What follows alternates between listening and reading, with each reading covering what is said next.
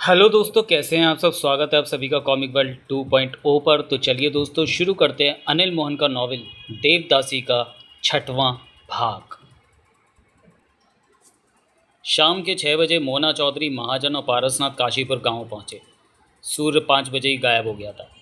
आसमान में हल्के हल्के बादल मंडराते नजर आ रहे थे। ऐसे में अगर बरसात आती तो उसमें बहुत वक्त बाकी था। वैसे भी बादल हवा के संग कहीं और जाकर भी बरस सकते थे। ऐसे मौसम में गांव में वीरानी सी आ गई थी। लोग अपने घरों में जा बैठे थे। पारसनाथ ने कार रोकी तो महाजन बाहर निकलते हुए बोला, मैं पता करता हूँ। गांव में बाहर से कोई आया होगा तो फौरन मालूम हो जाएगा। महाजन कार से निकलकर आगे बढ़ गया तो पारसनाथ ने सिगरेट सुलगाई। हमें यहाँ आने में कहीं देर तो नहीं हो गई? मोना चौधरी बोली। देवराज चौहान यहाँ आकर वापस भी जा सकता है। हो सकता है, अभी यहाँ आई ना हो। पारसनाथ ने पास ही के घर की दीवार के पीछे से चूल्हे के उठते धुएं को देखा। हो सकता है वो कल यहाँ पहुँचे। तुम ठीक कहते हो, मोना चौधरी ने गर्दन हिलाई। शायद वो यहाँ अभी पहुँचा ही ना हो। महाजन को कुछ आगे जाकर एक बूढ़ी औरत मिली जो कि पानी की बाल्टी भर के ले जा रही थी। बाल्टी भारी होने की वजह से बार बार उसे नीचे रख देती थी। ला माँ, मैं उठाता हूँ, बता कहाँ ले जानी है, कहकर महाजन ने उसके हाथ से पानी की बाल्टी ले ली। जुग जुग जियो बेटा। बुढ़िया के झुर्रियों वाले चेहरे पर राहत के भाव उभरे। वो रहा घर। महाजन ने उधर देखा। जिस घर की तरफ इशारा किया था वहाँ थोड़ी सी खाली ज़मीन को ईंटों से घेर रखा था, जिसके भीतर एक तरफ कच्चा सा कमरा पड़ा था, जिसकी छत पर घास फूस रखा हुआ था। उसके सामने ही एक झोपड़ा भी बना हुआ था। चल माँ।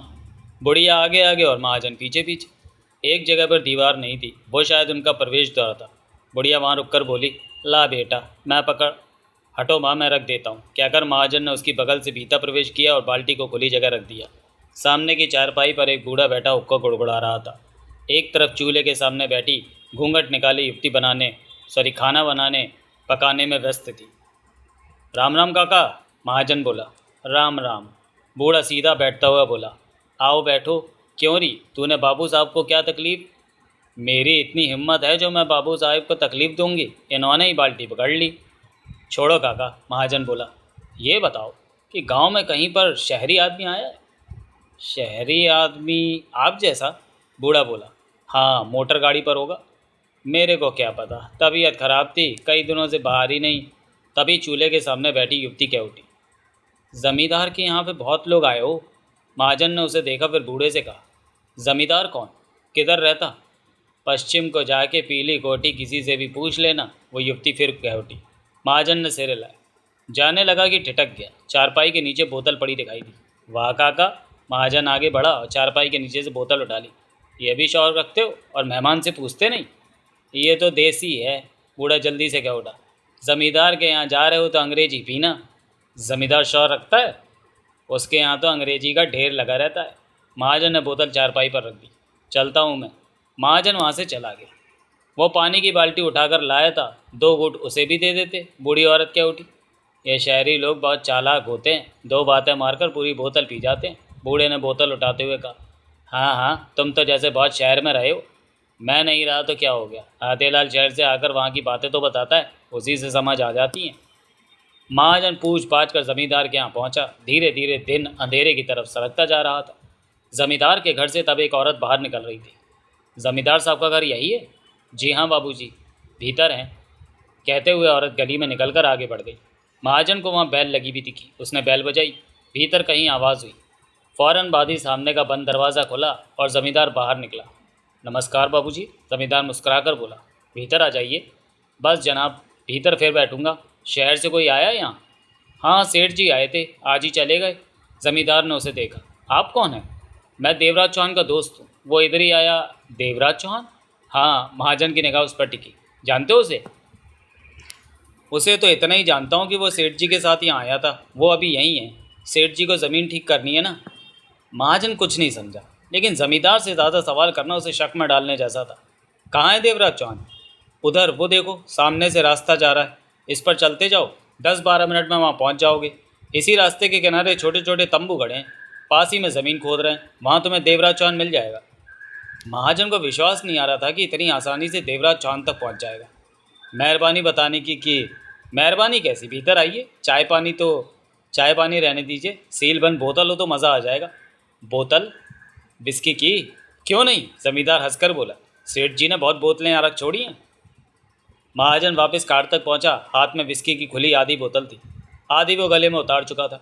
मोना चौधरी कार में ही बैठी थी, जबकि पारसनाथ बोनस से टेक लगाए अंधेरे में डूबते गांव को देख रहा था। देवराज चौहान का पता मिल गया? गांव में है। पारसनाथ की आंखें सुकड़ी। हाँ, कार कहीं साइड लगाओ, उधर छोटा रास्ता है, उस पर आगे बढ़ना है, पास ही वो जगह, यही पता लगा है। महाजन गंभीर था। मोना चौधरी कार का दरवाज़ा खोलकर बाहर निकली और महाजन से पूछा, क्या हुआ? देवराज चौहान का कुछ पता लगा? महाजन और पारसनाथ की नज़रें मिली। वो यहीं है, पारसनाथ ने सपाट स्वर में कहा और हाथ अपने खुरदरे चेहरे पर फेरने लगा। रात का अंधेरा चारों तरफ फैल चुका था। गांव में 5-7 जगह यहाँ वहाँ रोशनियाँ चमक रही थीं। रह रहकर अब कुत्तों के भौंकने की आवाज़ें सुनाई दे जाती थी। 15 मिनट से मोना चौधरी, पारसनाथ और महाजन उन टेंटों के पास अंधेरे में छिपे वहाँ के माहौल को समझने की चेष्टा कर रहे थे और उन्हें यही समझ आया था कि उन दोनों टेंटों के पास कोई भी नहीं है और 50-70 फीट दूर मिट्टी की खुदाई की गई है। ताज़ी मिट्टी का ढेर एक तरफ लगा हुआ था। यही वो जगह है, महाजन क्या उठा। जमींदार ने बताया था कि वहाँ 2 टेंट लगे हैं। चंद्रमा आज पूरा था, उसकी रोशनी में सब साफ नज़र आ रहा था। वो जगह देवराज चौहान ने खो दी है। मोना चौधरी पुनः बोली, वरना उनके यहाँ टिकने का मतलब ही नहीं है। बेबी, महाजन सोच भरे स्वर में कह उठा, इसका मतलब उस जगह में कुछ खास है। देवराज चौहान यूं किसी ज़मीन की खुदाई करने ज़रा, उधर अवश्य कोई।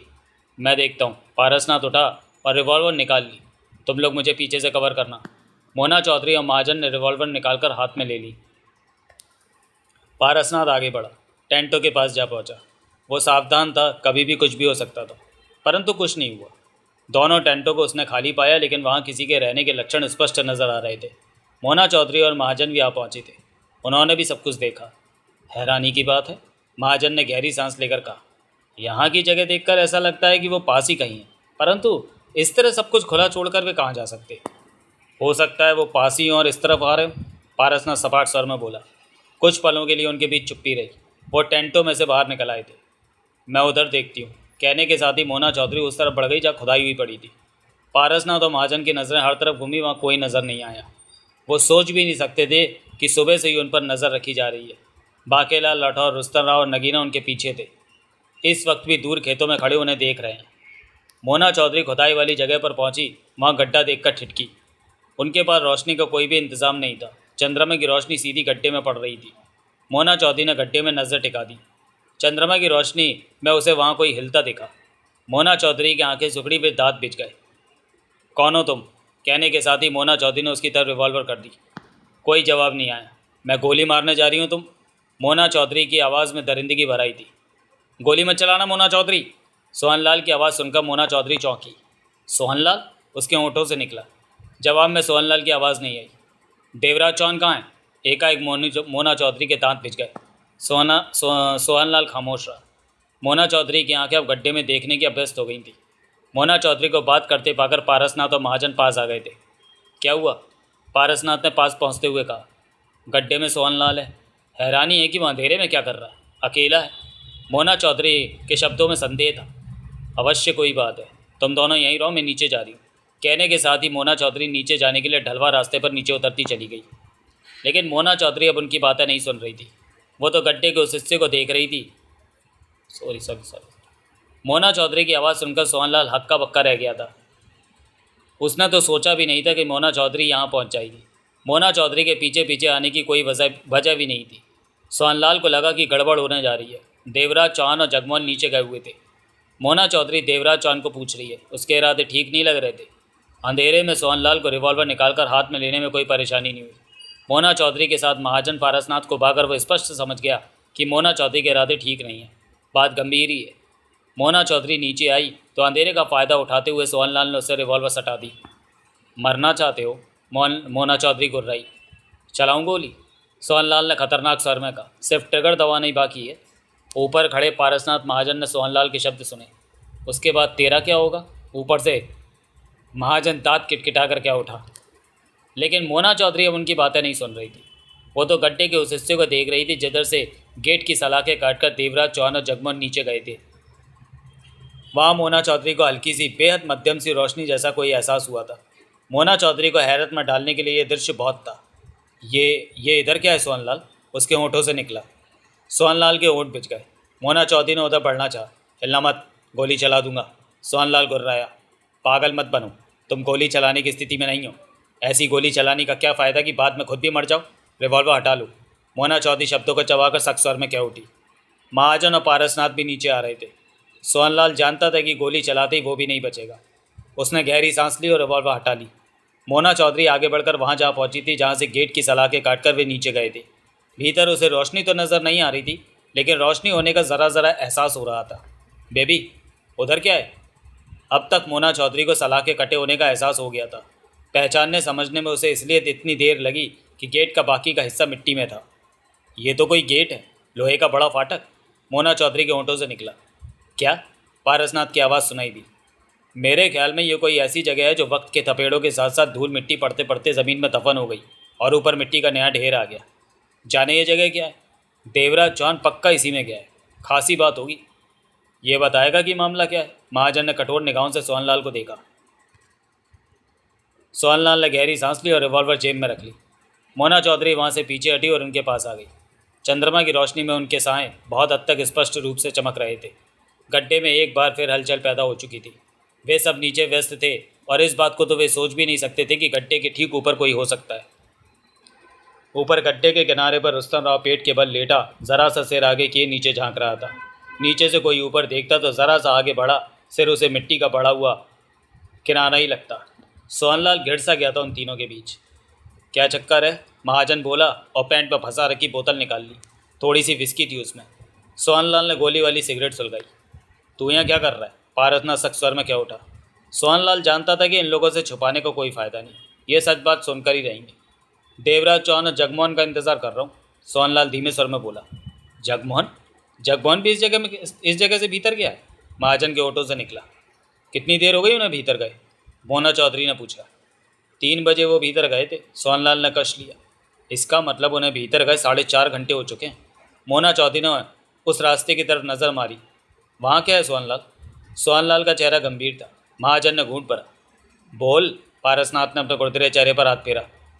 तू सूखा सा है, तेरे पर हाथ उठाने का भी मन नहीं करता कि कहीं तू मर ना जाए। महाजन क्या उठा। चिंता मत कर, सोहनलाल ने तीखे भाव में कहा। हड्डियों में बहुत जान है। मैंने पूछा है देवराज चौहान और जगमोहन भीतर क्यों गए हैं, वहाँ क्या है? मोना चौधरी ने पुनः पूछा।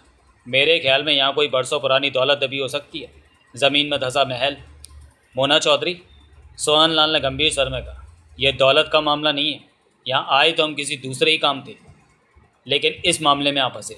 यह शायद देवराज चौहान के पूर्व जन्म का मामला है। पूर्व जन्म? मोना चौधरी चौंकी। महाजन और पारसनाथ की नज़रें मिली। मोना चौधरी को पेशीराम की बातें याद आने लगी। हाँ, सोहनलाल ने मोना चौधरी को देखा। जहाँ तुम भी हो, हम सब हैं। पहले भी हम पूर्व जन्म में मैं यहाँ देवराज चौहान को ख़त्म करने आई हूँ। मोना चौधरी एकाएक गुर्रा उठी। उसने इंस्पेक्टर लोकनाथ सिंह के हाथों मेरी जान लेनी चाहिए, मेरी पीठ पर वार करने की चेष्टा। यह तुमसे किसने कहा? सोहनलाल की आंखें सिकुड़ी। लोकनाथ ने। झूठ बोलता है वो, उसे मेरे सामने लाओ। वो अब किसी के सामने नहीं आ सकता। मोना चौधरी ने दांत बीच कर कहा। उस गद्दार को मैंने शूट कर दिया है। तो मरते मरते भड़का गया वो तुम्हें? सोहनलाल ने गहरी सांस ली। उसे मारने में तुमने जल्दी कर दी मोना चौधरी। कब आएगा वो वापस? नहीं मालूम, उन दोनों की वापसी का इंतज़ार कर रहा हूँ। तुम भीतर क्यों नहीं गए? पारसनाथ बोला। देवराज चौहान ने कहा था कि एक को बाहर रहने की ज़रूरत है, क्योंकि हमें नहीं मालूम था कि भीतर क्या है। बेबी 1 मिनट, महाजन ने कहा। फिर सोहनलाल से बोला, तुम पूर्व जन्म की कोई बात कह रहे थे? मुझे ऐसा कुछ नहीं मालूम कि जो तुम्हें बताऊं। सोहनलाल ने उसे देखा। कुछ तो पता होगा, जो पता है वही बताओ। सोहनलाल चेहरे पर गंभीरता समेटे सोचता रहा। फिर कह उठा, मुझे सच में नहीं मालूम कि मामला क्या है। पूर्व जन्म की कोई रानी है जो देवराज चौहान के कान में उससे बात करती है। उसी ने ही देवराज चौहान को यहाँ ज़मीन खोदने को कहा। हमारे गांव में पहुँचते ही वो देवराज चौहान से बात करने लगी थी। उसके साथ कोई और भी थी, प्रेमा नाम था उसका। इसके अलावा मुझे कुछ भी नहीं पता। महाजन सोहनलाल को देखता रहा। इसे सच में कुछ नहीं मालूम, पारसनाथ गंभीर स्वर में कह उठा। मोना चौधरी नीचे पड़े रस्से को टटोलने लगी थी। फिर एकाएक सोहनलाल से बोली, वे लोग इस रस्से पर लटक कर भीतर गए थे? सोहनलाल ने मोना चौधरी की तरफ देखते हुए सहमति से सिर हिला दिया। महाजन, पारसनाथ, मोना चौधरी फैसले वाले स्वर में बोली, आओ हम भी भीतर जाएंगे। देवराज चौहान को ख़त्म करके ही वापस आना है। भीतर वो हमें जल्दी ही मिलेगा। मेरे ख्याल में तुम लोगों का भीतर जाना ठीक नहीं होगा, सोहनलाल ने कहा। क्यों? देवराज चौहान और जगमोहन को गए 4.5 घंटे हो चुके हैं। उन्हें अब तक वापस आ जाना चाहिए था। भीतर जाने क्या है, वे खतरे में फंसे हो सकते हैं, तुम लोग भी फंस सकते हो। अच्छा, महाजन व्यंग से कह उठा। बहुत चिंता कर रहे हो हमारी। सोहनलाल उन्हें देखता रहा, कुछ भी नहीं कहा। मोना चौधरी, पारसनाथ सोहनलाल को देखता हुआ गंभीर स्वर में कह उठा। इसकी किसी भी बात पर विश्वास करना ठीक नहीं। यह हमसे झूठी बातें भी कर सकता है। इसकी बातें किसी चालाकी का हिस्सा भी हो सकती हैं। अगर ये चालाकी कर रहा है तो सबसे पहले यही मरेगा। मोना चौधरी कड़वे स्वर में कह उठी। इसे भी साथ ले चलो। पहले मैं नीचे उतर रही हूँ, उसके बाद सोहनलाल नीचे आएगा, फिर तुम दोनों। सोहनलाल इनके बीच गिरा इनकार करने की स्थिति में नहीं था। मेरे ख्याल में तुम लोग फैसला लेने में जल्दी कर रहे हो, सोहनलाल ने कश लेकर गंभीर स्वर में कहा। देवराज चौहान और जगमोहन इसी जगह से भीतर गए, महाजन बोला। तो फिर हमें भी भीतर जाने में कोई एतराज़ नहीं। उसके बाद रस्से के सहारे पहले मोना चौधरी, फिर सोहनलाल, पारसनाथ और महाजन नीचे उतरे। महाजन ने उतरते समय रस्से को सलाख के साथ मजबूती से बांध दिया था ताकि लटक कर उतर सके। जब वे सब उतर गए तो गड्ढे में झांकता रुस्तम राव उठ खड़ा हुआ। उसकी बिल्लौरी आंखों में गंभीरता ठहरी हुई थी। उसके नीचे झांकने के दौरान बाकेला, लाठौर और नगीना करीब आए थे, परंतु रुस्तम राव ने इशारे से उन्हें पीछे रहने को कह दिया था। रुस्तम राव जब खड़ा हुआ तो बाकेला, लाठौर और नगीना पास आ पहुँचे थे। लैंड क्लियर होवे? बाकेला लाठौर ने पूछा। हाँ। तम कल्ले कल्ले नीचे का देखो? बाकेला लाठौर गंभीर था। क्या बात है रुस्तम? नगीना ने उलझन भरे स्वर में पूछा। अपन को लगेला कि बहुत गड़बड़ हुईला बाप। का हो गयो? कहने के साथ ही बाकेला लाठौर ने गड्ढे के भीतर झाँका। वो किधर गयो? मुन्ना चौधरी, पारसनाथ और महाजन तो दिखो ना, किधर चलो गयो? उसकी आवाज़ में हैरानी भराई थी। इधर क्या है? इधर क्या है? नगीना ने भी आगे बढ़कर भीतर झाँका। उन लोगों की बातों से रुस्तम राव जो सुना समझा था वो बाकेला, लाठौर और नगीना को बताया। सुनकर वे दोनों हक्के बक्के रह गए थे। थारो मतलब कि यो पूर्व जन्म का मामलो होवे? पक्का होएला बाप। देवराज चौहान जगमोहन भीतर जा चुके हैं, नगीना के ओंठों से निकला। हाँ, रुस्तम राव ने कहा। सोहनलाल इधर होइला, पर मोना चौधरी, पारसनाथ तो महाजन उसे अपने साथ भीतर ले जाइला। भीतर का होवे छोरे? अपन को नहीं पता होइला बाप, रुस्तम राव गंभीर स्वर में कह रहा था। सोहनलाल रानी की आवाज़ का जिक्र करेला कि वो देवराज चौहान से बात करेला। वही देवराज चौहान को इधर का रास्ता दिखेला बाप। अपनों समझ में कुछ नहीं आवे हो। देवराज चौहान खतरे में, नगीना बेचैनी से बोली। मोना चौधरी उसे मारने पीछे गई है। मारे होते हुए फिक्र ना करो बहना। बाकेला लाठौर गुर्रा उठा। जो भी देवराज चौहानों को हाथ लगावे हम उसों को वड़ देव। वे एक दूसरे को देखने लगे। चंद्रमा बादलों में गुम हो गया था। तेज़ हवा चलने लगी थी। गहरा काला अंधेरा हर तरफ से मट आया था। देवराज चौहान इधर काय को आएला बाप? कौनो बात तो होवे जो वो इधर आवे? हम यहाँ खड़े रहकर वक्त खराब कर रहे हैं, नगीना बेसब्री से कह उठी। थारो मतलब वो भीतर जावे हम, मोन्ना चौधरी की तरफ? हाँ बाप, इधर खड़ा होकर क्या करेला? हवा में एकाएक तेज़ी बढ़ने लगी थी। तभी पानी की मोटी सी बूंदें बाकेलाल लाठौर के गाल पर पड़ी। यो तो बरसातो आ गयो। आसमान की तरफ देखा उसने। घणो पानी बरसों लागे हो। तभी नगीना आगे बढ़ी और तेज़ी से गड्ढे में उतरती चली गई। बहनों, दीदी! बाकेलाल लाठौर और रुस्तम राव भी उसके पीछे पीछे गड्ढे में जा उतरे। बाहर रहना, वक्त खराब करना है, नगीना तेज स्वर में कह उठी। मैं इस रास्ते के भीतर जा रही हूँ। हम भी थारे साथों ही होवे बहना। अब रह रहकर मोटी मोटी बरसात की बूंदें पड़ने लगी थी। बाकेलाल लाठौर ने नीचे झुककर गेट के ऊपर कटे रास्ते के भीतर झाँका। भीतरों कहीं पे लाइटों भी लगो, खतरो तो पूरो हो वो नीचे जानो में छोरे। बाप, वो लोग भी इधर उतरेला तो हम भी पीछे जाइला। खतरा सबको बराबर आइला बाप। ठीक बोलो हो, बाकेलाल लाठौर ने सिर हिलाया। पहले हम नीचे जाइयो, बादों में बहना, फिर तम छोरे। ऐसा ही होइला बाप। तभी बरसात लग गई। मोटी मोटी तेज़ बूंदों के कारण उनका खड़ा होना कठिन हो गया। आंखें खोलने में परेशानी होने लगी। बाकेलाल लाठौर जल्दी से नीचे उतरा। उसके बाद रास्ता पकड़कर नगीना नीचे सरकती चली गई, फिर रुस्तम राव। नीचे उतरने से पहले ही तीनों बरसात में पूरी तरह भीग गए थे। इससे पहले कि मैं पाठकों को भीतर ले चलूँ, उससे पहले बाहर का हाल देख लेना ज़रूरी है। मिनटों में ही तूफ़ानी बरसात लग गई। मिट्टी की चट्टान से किसी नाले की तरह पानी आता गड्ढे में प्रवेश करने लगा। 5 मिनट ही बीते होंगे कि गड्ढे के किनारे पर मिट्टी का ढेर नीचे लुढ़क गया। वो काफ़ी बड़ा ढेर था। कई हिस्सों में वो नीचे आया और आधे से ज़्यादा गड्ढा भर गया। वो रास्ता भी बंद हो गया जहाँ से वे लोग उस जगह के भीतर गए थे। धूप ने उस मिट्टी को सुखाकर पका देना था। तब किसी ने सोचना भी नहीं था कि यहाँ कोई रास्ता हो सकता है। फ़िलहाल तो तूफ़ानी ढंग से बरसात जारी थी। वो रास्ता बंद हो गया था। ये कैसी जगह है? नीचे उतरते ही महाजन के ऑटो से निकला। यहाँ रोशनी कैसे हो सकती है? पारसनाथ क्या उठा। ये जगह तो गांव की ज़मीन के नीचे है। ये कोई खास जगह ही लग रही है। महाजन ने हाथ में पकड़ी बोतल ओटो से लगाकर खाली की और बोतल एक तरफ फेंक दी। सोहनलाल हैरानी से सब कुछ देख रहा था। मोना चौधरी की निगाह हर तरफ घूम रही थी। वह यहाँ के माहौल को समझने की चेष्टा कर रही थी। क्या देख रही हो मोना चौधरी? पारसनाथ ने पूछा।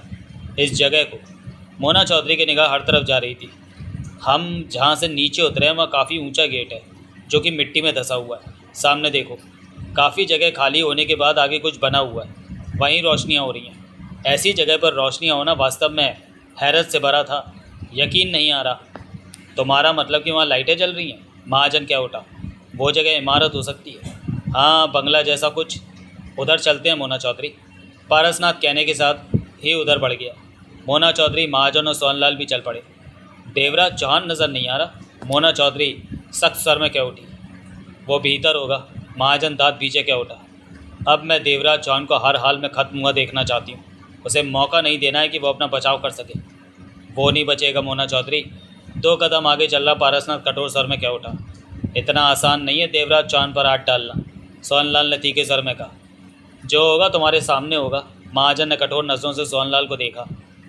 देवराज चौहान को हम खत्म करके ही रहेंगे।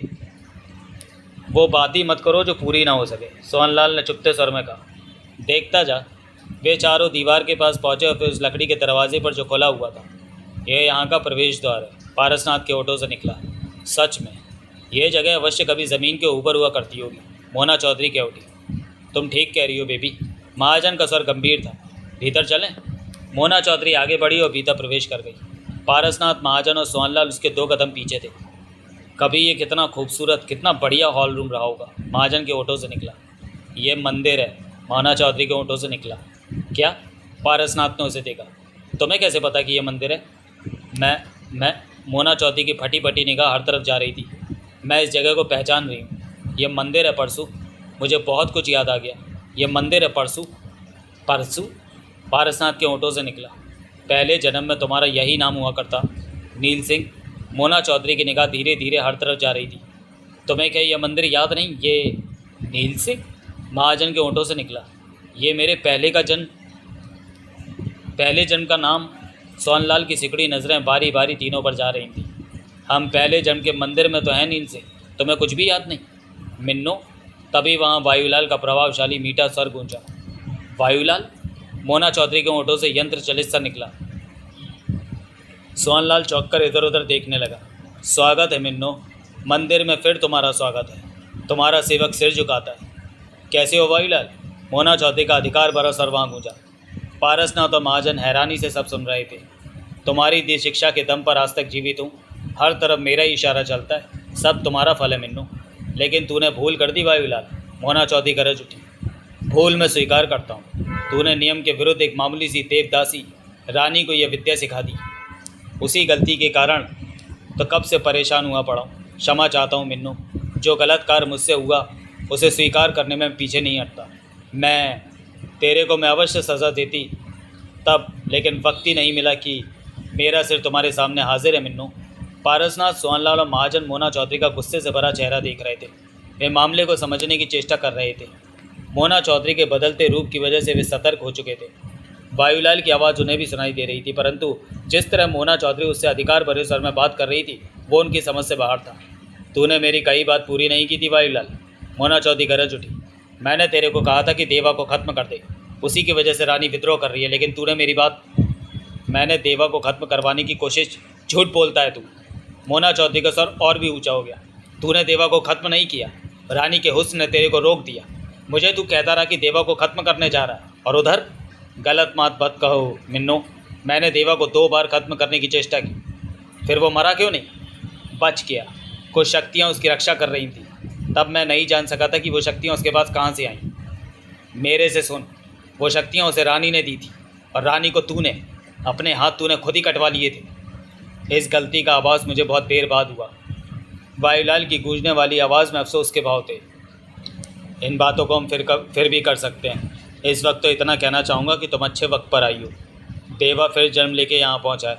मोना चौधरी की तेज़ आवाज़ अधिकार भरी थी। हाँ, तो क्या तेरे में इतनी हिम्मत नहीं कि तू उसका मुकाबला कर सके, उसे ख़त्म कर सके? इस बार देवा नहीं बचेगा मिन्नो। वायुलाल की आवाज़ में खतरनाक भाव आ गए थे।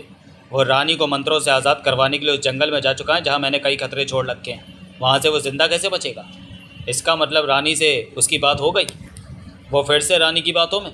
हाँ मिन्नो, मैंने उसे समझाने की बहुत कोशिश की, रोकना चाहा, लेकिन वो नहीं माना। वो मानेगा भी नहीं। मोना चौधरी गरज उठी। अंत आ गया उसका, मरेगा। देवा की मौत की खबर मुझे कभी भी मिल जाएगी। ये तो अच्छा हुआ कि तेरे साथ परसू और नील सिंह भी हैं। वायुलाल की आवाज़ में मुस्कान थी। ये दोनों चुप क्यों हैं? नील सिंह तो चुप रहने वाला नहीं। इन्हें अभी पहले जन्म की याद नहीं आई, मोना चौधरी बोली। मैं तुम्हारे पास आ रही हूँ वायुलाल। स्वागत है मिन्नो, मैं रास्ता खोल देता। कोई ज़रूरत नहीं, रास्ते में खुद बना लूँगी। याद है, यहाँ जो कुछ भी तुमने किया है मेरे से सीख कर किया है, कुछ नया नहीं किया तुमने वायुलाल। सच में? वायुलाल की छोटी सी हंसी गूंजी। सब तुम्हारी दिव्य विद्या का ही फल है। तुम आओ मिन्नो, मैं तुम्हारे स्वागत की तैयारियां करता हूँ। मैं तुम्हें बता नहीं सकता कि तुम्हें फिर से आया पाकर मुझे कितनी खुशी हो रही है। तुम कौन हो जो देवराज चौहान का जिक्र कर रहे हो? सोहनलाल ने कहना चाहा। उसके माथे पर बल थे। वायुलाल के हंसने की आवाज़ आई। गुलचंद, बहुत देर बाद बोला। तेरी नशे वाली चिलम कहाँ है? वो पी और पड़ा रहे। वायुलाल की तीखी आवाज़ गूंज रही थी। तूने बहुत गलत काम किया था, सज़ा मिलेगी तेरे को। देवा की खबरें चोरी छिपे रानी को देता रहा और मंदिर में आता था नशे वाली चिलम पीने। बहुत गद्दारियाँ की हैं तूने मेरे से। क्या बकवास करता है? सोहनलाल की आंखें सिकुड़ी। बात करूँगा तेरे से, अब जाता हूँ। उसके बाद वायुलाल की आवाज़ नहीं आई। मोना चौधरी ने पलटकर दोनों को देखा। यहाँ हमें किसी भी तरह का डर नहीं, हर तरफ अपना ही अधिकार है। मोना चौधरी क्या उठी। अपना अधिकार? पारसनाथ उलझन भरे स्वर में क्या उठा। इस जगह की मालकिन हूँ मैं। यहाँ जो भी तुम देखोगे वो सब मेरा तो है। मोना चौधरी सख्त अंदाज में मुस्कुराई। तुम्हारा? पारसनाथ के ओठों से निकला। ये वायुलाल कौन है? महाजन की आंखें सिकुड़ी हुई थी। मोना चौधरी ने बारी बारी उन्हें देखा, फिर धीमे स्वर में क्या उठी। ज़्यादा देर की बात नहीं है, धीरे धीरे तुम्हें सब याद आ जाएगा। तुम्हें कैसे सब कुछ पता चल गया? क्योंकि ये जगह मेरी है। यहाँ पाँव रखते ही मैं बिना किसी परेशानी के पूर्व जन्म में जा पहुँची। यहाँ पर अभी मेरे लिखे मंत्रों का असर हवा में है, तो मुझे याद क्यों नहीं आएगा? यहाँ कुछ भी नया नहीं है मेरे लिए, सब कुछ मेरा तो है। सोहनलाल, पारसनाथ और महाजन मोना चौधरी को देखे जा रहे थे। हैरान हो रहे हो तुम? हैरानी की तो बात है, तुम गलत हैरान हो रहे हो, क्योंकि यहाँ की हर चीज़ से तुम वाकिफ़ हो। ये जुदा बात है कि अभी तुम्हें कुछ याद नहीं आ रहा। याद आते ही मेरी तरह हर चीज़ तुम दोनों को भी स्पष्ट दिखाई देगी। वे मोना चौधरी को देखते रहे। आओ, वायुलाल मेरे स्वागत की तैयारी कर रहा है। देखूँ तो सही कि क्या वो पहले जैसा ही स्वागत करता है या भूल गया। कहने के साथ ही मोना चौधरी दाई तरफ बढ़ती चली गई। महाजन और पारसनाथ की नज़रें मिली। यहाँ पहुँचते ही मोना चौधरी का व्यवहार बिल्कुल बदल गया। पारसनाथ का सपाट सर धीमा था। हाँ, बेबी के बात करने का ढंग, हाथ पांव हिलाने तक के ढंग में बदलाव है। क्या शान से चल रही। मुझे तो तुम लोग पागल लग रहे हो। सोहनलाल क्या उठा। तेरी सलाह नहीं पूछी किसी ने। महाजन तीखे स्वर में क्या उठा। तभी सामने जाती मोना चौधरी पलटी और उन्हें देखकर बोली, परसों नील सिंह, बातें बात न कर लेना, जल्दी चलो। तीनों आगे बढ़ गए। अब तो बेबी हमें पहले के जन्म वाले नामों से बुला रही है। महाजन गहरी सांस लेकर क्या उठा। पारसनाथ ने बड़बड़ाहट सुनी तो धीमे स्वर में क्या उठा। इस वक्त मोना चौधरी में इस जन्म का और पहले जन्म का असर मिला हुआ है। यह शायद दोनों जन्मों के ढंग की मिली जुली बात कर रही है। पहले जन्म का असर आता है तो रौब से बात करने लगती है। तो होगी बेबी पहले जन्म में। महाजन गहरी सांस लेकर क्या उठा। वो तो मुझे लग ही रहा है। सोहनलाल मुंह बनाकर बड़बड़ा उठा। दोनों मोना चौधरी के पास जा पहुँचे थे। वे सब आगे बढ़ गए। दाईं तरफ वाला ये रास्ता भी गैलरी वाला था। जगह जगह मध्यम सी रोशनी हो रही थी। करीब 5 मिनट तक गैलरी में चलने के बाद मोना चौधरी एक दीवार के पास छिटकी। उस दीवार पर 1.5 फीट की पत्थर की मूर्ति इस तरह चिपकी हुई थी कि वो दीवार का हिस्सा लग रही थी।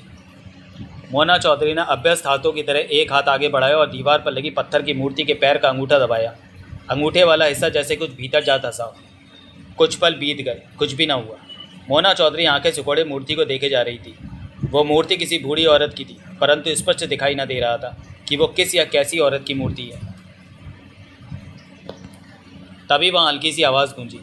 गैलरी में वो हल्की सी आवाज़ गूंज जैसी उठी थी। देखते ही देखते वो दीवार नीचे जा धंसी। मात्र 2 फीट की चौड़ाई में रास्ता दिखाई देने लगा। सोहनलाल होठ सिकोड़े हैरानी से ये सब देख रहा था। मोना चौधरी बेहचक इस तरह उस रास्ते से भीतर प्रवेश कर गई जैसे वहाँ से उसका रोज़ का आना हो। पीछे पीछे सोहनलाल, पारसनाथ और महाजन आ गए। मोना चौधरी ने उनके आने के बाद सिर उठाकर ऊपर देखा तो सिर से 1.5 फीट ऊपर छत की तरफ से आती मोटी जंजीर में मंदिर का पीतल का घंटा बंधा लटक रहा था। उसी पल मोना चौधरी उछली और दोनों हाथों से घंटा पकड़कर नीचे खींचा। करीब 1 फीट घंटा नीचे आया तो मोना चौधरी ने उसे छोड़ दिया और फर्श पर आ गई। ऐसा होते ही फर्श में धंसा वो लंबा सा दीवार का टुकड़ा ऊपर की तरफ उठने लगा, वापस अपनी जगह लेने लगा। वाह बेबी, महाजन गहरी सांस लेकर बोला। तुम्हें तो सब पता है। कारीगर कितनी भी देर बाद अपनी मूर्ति को देखे पहचान लेता है। मोना चौधरी के होठों पर मुस्कान उभरी। ये सब तुमने बनाया? पारसनाथ ने मोना चौधरी को देखा। इसका नक्शा मैंने बनाया है कि कहाँ क्या होना चाहिए, कैसा रास्ता होना चाहिए। कब बनाया? महाजन के होठों से निकला। पहले जन्म में। ज़्यादा मत पूछो, तुम दोनों को बहुत जल्दी सब कुछ याद आ जाएगा। उसके बाद तुम कुछ भी नहीं पूछोगे, क्योंकि तब हर सवाल का जवाब तुम्हारे दिमाग में होगा। यूँ समझो कि सवाल होंगे ही नहीं। तब तुम दोनों पहले जन्म की दुनिया और वक्त जियोगे। मोना चौधरी का स्वर गंभीर हो गया। वो मोना चौधरी को देखते रहे। मोना चौधरी आगे बढ़ी तो वो भी चल पड़े। यह रास्ता पहले वाले रास्ते की अपेक्षा कुछ तंग था। 15 फीट बाद वो चारों सुरंग जैसी गैलरी से निकल आए। सामने का आता पार किया तो नीचे उतरने के लिए सीढ़ियाँ नजर आईं। खुला आसमान और बाहर की रोशनी दिखाई देने लगी। वे तीनों तेज़ी से सीढ़ियाँ उतरने लगे। तेज़ धूप निकली हुई थी। बहुत नीचे तक जा रही वो सीढ़ियाँ। ये सब कुछ मंदिर का ही हिस्सा था। इस ऊंचाई से दूर कहीं छोटे छोटे मंदिर जैसे हिस्से नज़र आ रहे थे, जिन पर लाल झंडे लगे दिखाई दे रहे थे। सीढ़ियाँ उतरते उतरते उन्हें थकान सी होने लगी, परंतु वे रुके नहीं। सोहनलाल का भी बुरा हाल हो रहा था। बेबी, बुरा हाल हो रहा है। तुम्हारे मुंह से ये शब्द अच्छे नहीं लगते नील से।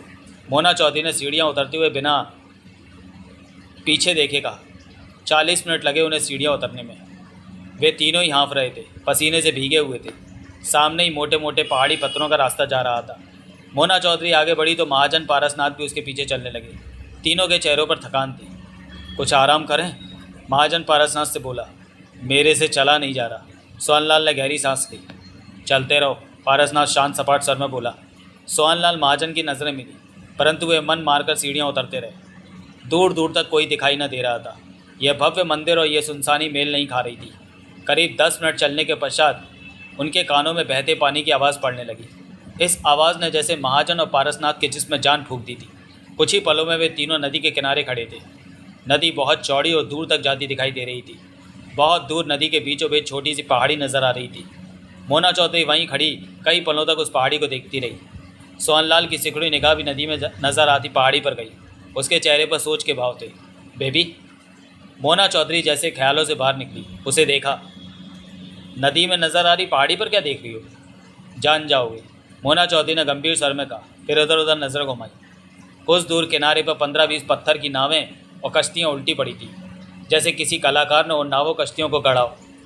आदमकद पत्थर की मूर्तियाँ भी विभिन्न मुद्रा में उनके पास मौजूद थीं। मोना चौधरी तेजी से आगे बढ़ी और उनके पास पहुंची। महाजन, पारसनाथ और सोहनलाल एक टक मोना चौधरी को ही देख रहे थे। मोना चौधरी ने छू छू कर नावों, कश्तियों और आदमकद बुतों को देखा। फिर वो सीधी हुई। चेहरे पर गुस्सा चमक रहा था। उसने गर्दन घुमाई और नदी में नजर आ रही पहाड़ी को देखकर गुर्राई। वायुलाल! क्या बात है मिन्नो? वायुलाल की आवाज़ वहाँ गूंजी। मुझसे कोई भूल हुई क्या? कश्तियाँ और ये लोग पत्थर के क्यों हैं? मोना चौधरी के दांत भिज गए थे। तुमने सब ठीक क्यों नहीं किया? तुम्हारे होते हुए मैं ये काम नहीं कर सकता। मैं चलते पहियों का आगे तो चला सकता हूँ, लेकिन रुखे को ढकेलने का दम मुझ में नहीं है। यह विद्या तुमने मुझे नहीं सिखाई। तुमने तो सब कुछ चालू करके मेरे हवाले कर दिया था, लेकिन तुम रुके वक्त को आगे बढ़ाने की विद्या जान गए थे। मोना चौधरी का सर सख्त था। वो विद्या सत्तू ने छीन ली थी। मोना चौधरी दांत भींच कर रह गई। मैं जानता था कि तुम ये बात कहोगी। तुम परेशानी में ना पड़ो इसलिए गंगूदास को मैंने पहले ही किनारे पर भेज दिया। तुम तो जानती हो कि गंगूदास मेरे अलावा किसी की सेवा नहीं करता, लेकिन तुम्हें लेवाने की खातिर वो तैयार हो गया। कहाँ है गंगूदास? वो तुम्हें कुछ आगे किनारे पर मिलेगा।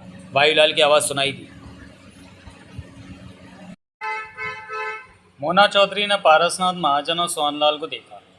आओ, कुछ आगे चलना है। वे सब चल पड़े। गंगूदास कौन है? एकाएक सोहनलाल ने गंभीर स्वर में पूछा। क्यों पूछ रहे हो? मोना चौधरी ने चलते हुए उस पर नज़र मारी। मुझे लगता है जैसे मैं इस नाम के व्यक्ति को जानता हूँ। सोहनलाल गंभीर ही था। मोना चौधरी ने आंखें सिकुड़कर उसे देखा। ऐसे क्या देख रही हो? तो तुम अब पूर्व जन्म में प्रवेश करते जा रहे हो, कहते हुए मोना चौधरी मुस्कुरा पड़ी। क्या मतलब? मेरे ख्याल में जल्दी तुम सब समझ जाओगे। वे चारों तेज़ी से आगे बढ़े जा रहे थे। बेबी, चल चल के बुरा हाल हो रहा है, महाजन ने गहरी सांस लेकर कहा। ज़्यादा नहीं चलना पड़ेगा अब। सोहनलाल के चेहरे पर उलझन सी दिखाई दे रही थी। 10 मिनट उस रास्ते पर चलने के पश्चात उनकी निगाह फूलों से सजी बड़ी सी कश्ती पर पड़ी, जो कि नदी के किनारे खड़ी थी। बहुत ही सुंदर लग रही थी वो कश्ती। कश्ती के ठीक बीचों बीच लकड़ी का कमरा बना था, जिसमें चारों तरफ खिड़कियां और पर्दे लगे हुए थे। कश्ती पर सफ़ेद रंग पुता हुआ था। कश्ती के पास ही कूलों पर सफ़ेद रंग का कपड़ा लपेटे 40 वर्षीय व्यक्ति खड़ा था। क्लीन शेव चेहरा था उसका। सिर के बाल तेल में भीगे पीछे की तरफ जाते गर्दन तक पहुंच रहे थे। माथे पर चंदन का तिलक। वो दोनों हाथ आगे की तरफ बांधे उन्हें ही देख रहा था। गंगूदास, उसे देखते ही मोना चौधरी के होंठों से निकला। महाजन, पारसनाथ और सोहनलाल ने भी उधर देखा। गंगूदास पर नज़र पड़ते ही सोहनलाल के मस्तिष्क को तीव्र झटका लगा। एकाएक उसका चेहरा खिल उठा। वो तेजी से उसकी तरफ भागता हुआ चीखा, गंगू, क्या हाल है तेरा? गंगूदास भी उसे देखकर खेल उठा। मैं बढ़िया हूँ गुलचंद, अपनी सुना। सुनाना छोड़, सोहनलाल दबे स्वर में क्या उठा। वो निकाल। क्या? वही। चुप कर, गंगूदास ने पीछे देखते हुए दबे स्वर में कहा। मिन्नो है यहाँ। है तो क्या हो गया, मैं डरता हूँ उससे। सोहनलाल नाराज़गी भरे स्वर में क्या उठा। चुप कर गुलचंद, चुप कर, गंगूदास हड़बड़ा कर बोला। वायुलाल मिन्नो की बहुत इज्जत करता। देख, सीधी बात कर, टरका मत। तेरे को पता है कि ये सब मेरे को पसंद नहीं। सोहनलाल ने उसे घूरा। जब मेरे पास नशा होता है तो तू दम मारे बिना नहीं मानता, और अब तू। कैसे हो गंगूदास? पास पहुंचकर मोना चौधरी मुस्कुरा पड़ी। अच्छा हूँ मिन्नो। गंगूदास दोनों हाथ आगे बांध मुस्कान भरी आवाज़ में क्या उठा। खुश हो? आज सैकड़ों वर्षों के बाद नदी के किनारे पर पहुँचा हूँ। वायुलाल ने पहाड़ी और उसके भीती रास्तों के बीच अपने साथ साथ सबको कैद कर लिया था। गंगूदास ने गंभीर स्वर में कहा। मजबूरी थी वायुलाल की। जो भी इस ज़मीन पर पाँव रखता वो जलकर राख हो जाता, इसलिए अपने साथ साथ उसने सबको बांध कर रखा। मोना चौधरी गंगूदास को देखती रही। अब तुम आई हो तो ये ज़मीन शुद्ध हो गई। वायुलाल कहता था कि जब तक मिन्नों के पाँव इस ज़मीन पर नहीं पड़ेंगे तब तक इस नदी के बाहर की ज़मीन पर पाँव नहीं रख सकते।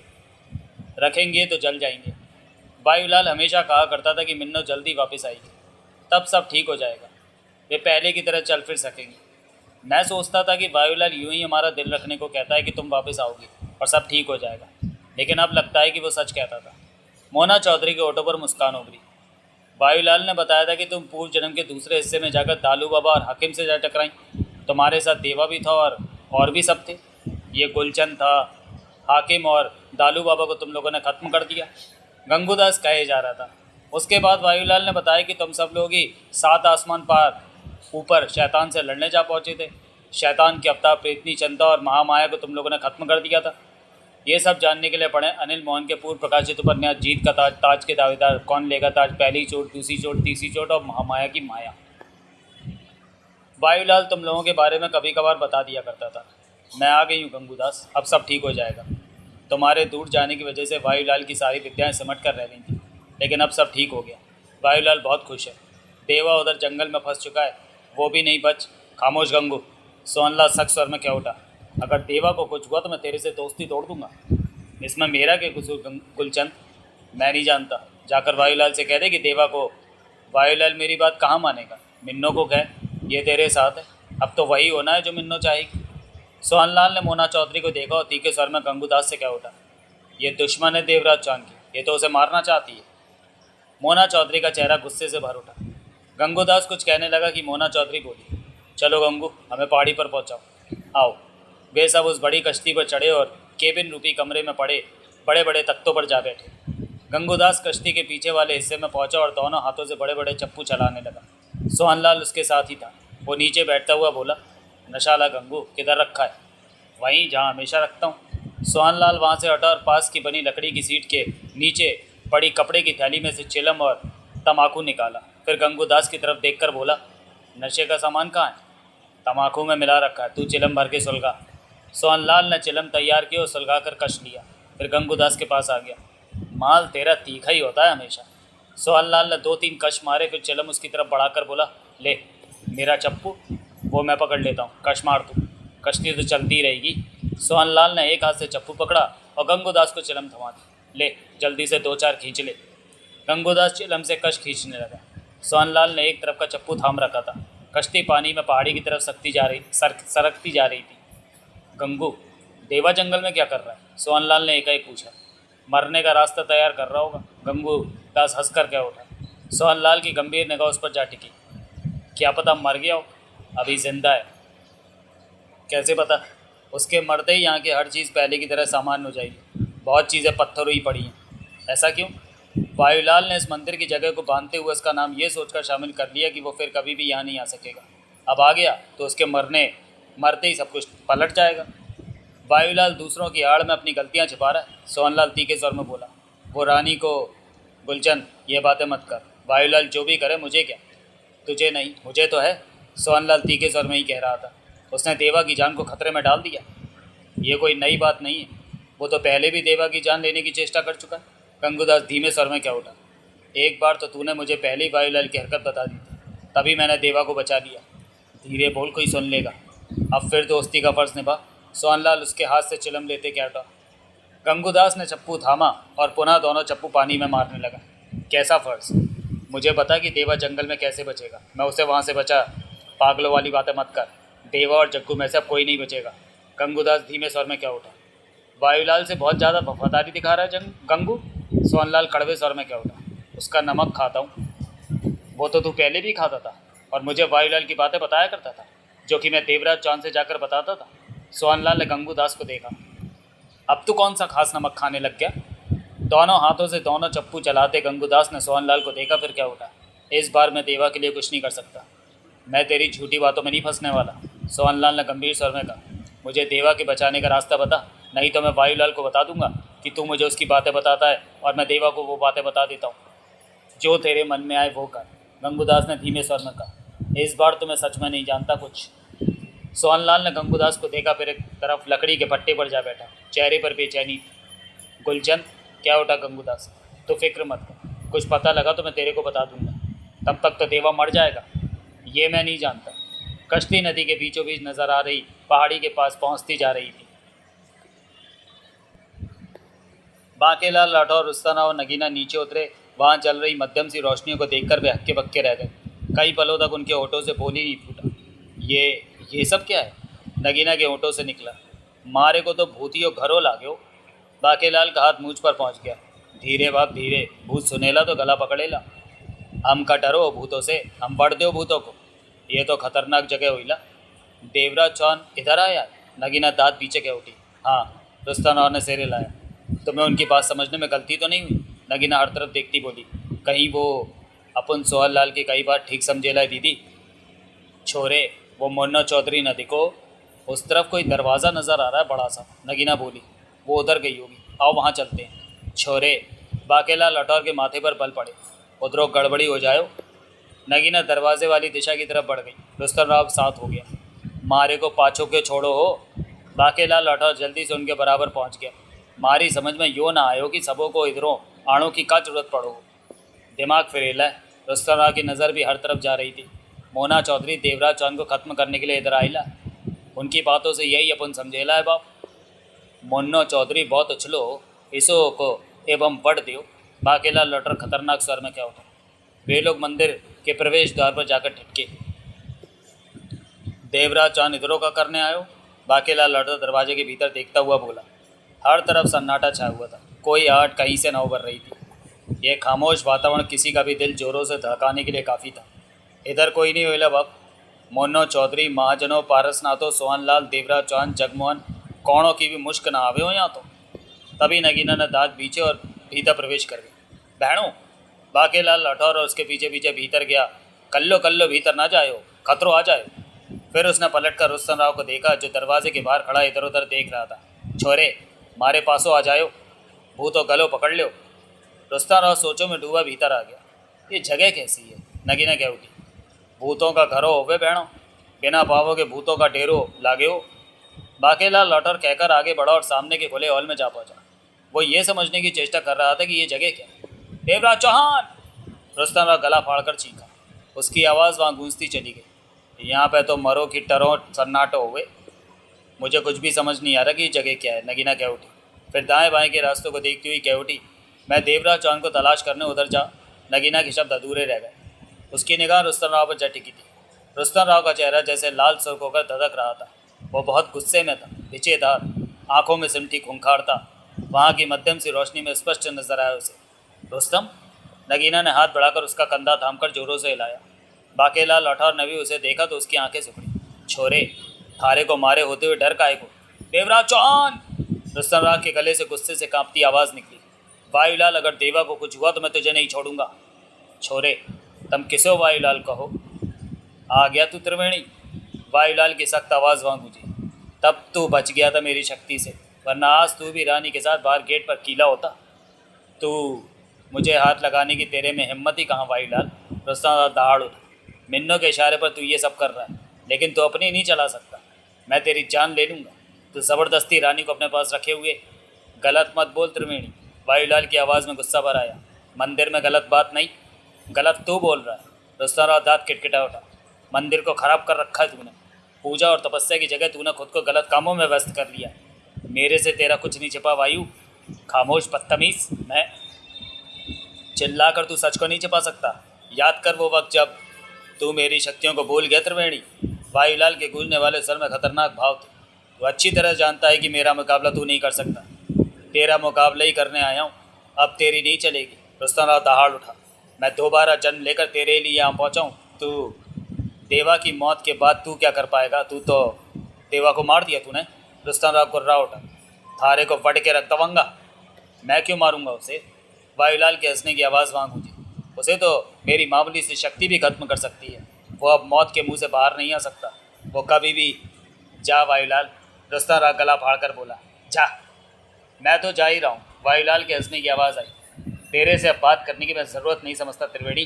तू बाहर नहीं जा सकता। यहाँ से कोई बाहर नहीं जा सकता। तू, भंवर सिंह और ये लड़की यहीं पर तड़प तड़प कर मर जाएंगी। इसके साथ ही वायुलाल की आवाज़ आनी बंद हो गई। पैनी चुप्पी छा गई हर तरफ। रुस्तम का चेहरा अभी भी सुलग सा रहा था। छोरे, रुस्तम के कंधे पर बाकेलाल लठौर ने हाथ रखकर पूछा, का मामलो होवे? यो वायुलाल कौन होवे? वायुलाल इस मंदिर का बड़ा पुजारी होइला बाप। पुजारी? बाकेलाल लठौर की आंखें सुखी। ये मंदिर है, नगीना के होठों से निकला। फुर्सत में सब बात बताइला दीदी। एकाएक रुस्तम राव के होठ भिज गए। अपन को सब याद आइला पहले जन्म का। इधर अपन सेफ नहीं होइला, अपन के साथ चलो। कहने के साथ ही रुस्तम राव उस हाल के कोने की तरफ बढ़ा। तभी फर्श पर चल रहा एक चीटा उड़ा और रुस्तम राव की पैंट पर जा बैठा। आवो बहना। बाकेलाल लठौर गंभीरता से कहता हुआ रुस्तम राव की तरफ बढ़ा। यो छोरा कछु दिखावो। नगीना भी बाकेलाल लठौर के साथ चल पड़ी। रुस्तम राव हॉल के कोने में जाकर रुका। वहाँ 4 फीट चौड़ी 4 फीट लंबी सीमेंट की चौकी बनी हुई थी। एक व्यक्ति के बैठने की यह पर्याप्त जगह थी। चौकी पर धूल ही धूल अटी पड़ी थी। रुस्तम राव झुका और चौकी की साइड में हाथ डाला तो उसकी उंगलियां एक खूंटी पर जल अटकी। उसने तर्जनी उंगली खूंटी में फंसाई और जोरों से बाहर की तरफ खींचा। खूंटी बेआवाज़ सी कुछ बाहर आ गई।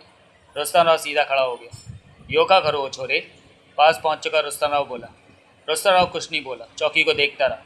तभी बेहद मध्यम सी आवाज़ के साथ चौकी एक तरफ सरकने लगी। बाकेलाल लठौर चौका। नगीना की भी आंखें सिकुड़ गई। देखते ही देखते चौकी एक तरफ सरक गई। नीचे जाने के लिए सीढ़ियाँ दिखाई देने लगी। रुस्तम राव ने पीछे आने का इशारा किया और सीढ़ियाँ उतरने लगा। दोनों उसके पीछे थे। 16 सीढ़ियाँ उतरने के बाद उन्होंने खुद को साधारण से खाली कमरे में पाया। उस कमरे में 3 दीवारों में 3 दरवाजे थे जो कि खुल गए थे। रुस्तम राव ने बारी बारी तीनों दरवाज़ों को देखा, फिर चौथी वाली दीवार के पास पहुंचकर वहां नजर आ रही खूंटी को हथेली से दबा दिया तो वो खूंटी दीवार में प्रवेश कर गई। इसी के साथ ही ऊपर वो चौकी पुनः अपने स्थान पर आने लगी। रुस्तम राव के चेहरे पर गंभीरता छाई हुई थी। तभी रुस्तम राव की पैंट पर चढ़ा चीटा उड़ा और कमरे के कोने में जा पहुंचा। 2 पल भी नहीं बीते होंगे कि उस चीटे में से धुएं की लकीर निकलने लगी। यो कौन जगह हो वे छोरे? रुस्तम राव से पूछा बाकेलाल लठौर ने। बाकेलाल लठौर बारी बारी तीनों दरवाज़ों को देख रहा था। ये बातें बाद में पूछेला बाप, अपने को सोचने दे। का सोचो? उसी पर नगीना एक दरवाजे की तरफ बढ़ी। दीदी, रुस्तम राव चीखा। स्टॉप होइला।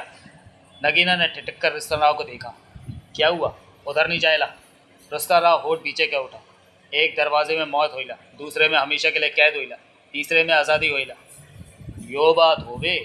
बाकेलाल लठौर का हाथ मूछ पर पहुंचा। तम तो सब जान हो कि इस बारे में नहीं जाने ला। रुस्तम राव का स्वर उलझन से भरा था। दिन रात के हिसाब से तीनों दरवाज़ों का असर बार बार चेंज होइला। अपन इधर बहुत देर बाद आइला। अपन ये क्या? नगीना की आवाज़ उभरी। दोनों ने उधर देखा। कोने में चीटे से निकलने वाला धुआं गहरा और ऊंचा हो गया था। फिर देखते ही देखते वह धुआं 16 बरस के युवक का रूप लेता हुआ सामने था। उस युवक ने धोती और सफ़ेद कमीज़ पहन रखी थी। चेहरे पर चमक थी। सिर पर गांठ लगी चुटिया पीछे की तरफ लटक रही थी। इस वक्त उसके होठों पर मध्यम सी मुस्कान थी। सत्तू? रुस्तम राव के होठों से हैरानी भरा स्वर निकला। अब मैं तेरा दोस्त सत्तू ही नहीं, कुछ और भी हूँ त्रिवेणी। क्या? इच्छाधारी? इच्छाधारी? रुस्तम राव के चेहरे पर अजीब से भाव उभरे। नगीना और बाकेला लौटौर उस कथित इच्छाधारी को देखे जा रहे थे।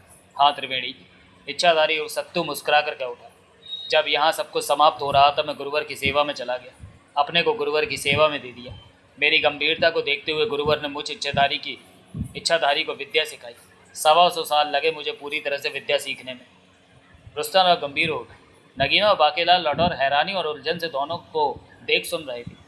तू यहाँ कैसे सत्तू? धीमा स्वर था रुस्तम राव का। मुझे गुरुवर ने बता दिया था कि भाईलाल फिर कोई खेल खेलने वाला है। इच्छाधारी ने शांत स्वर में कहा। मेरे मन में आया कि मुझे यहाँ रहकर देखना चाहिए कि क्या होता है। मैं रूप बदल कर यहाँ आ गया, सब कुछ देखा सुना। अब मैं जाने की तैयारी कर रहा था कि तुम आ गए। अपने दोस्त को मैं भूल नहीं सका, यानी कि तुम्हें, इसलिए सामने आ गया। तुम भंवर सिंह और नगीना बहन इस वक्त खतरे में हो। खतरे में? हाँ, अगर मैं नहीं आता तो तुमने गलत दरवाजे में प्रवेश करके हमेशा के लिए कैद हो जाना था। ओह, उसके बाद भंवर सिंह और नगीना बहन ने भी नहीं बचना था। तुम हमको जानो? बाकेला लौटौर का हाथ मूछ पर जा पहुंचा। इच्छाधारी मुस्कुराया। सत्तू को भूल गए ला बाप, मारे को यादो हो वो हम भूलो। रुस्तम राव कुछ कहने लगा कि इच्छाधारी ने टोका।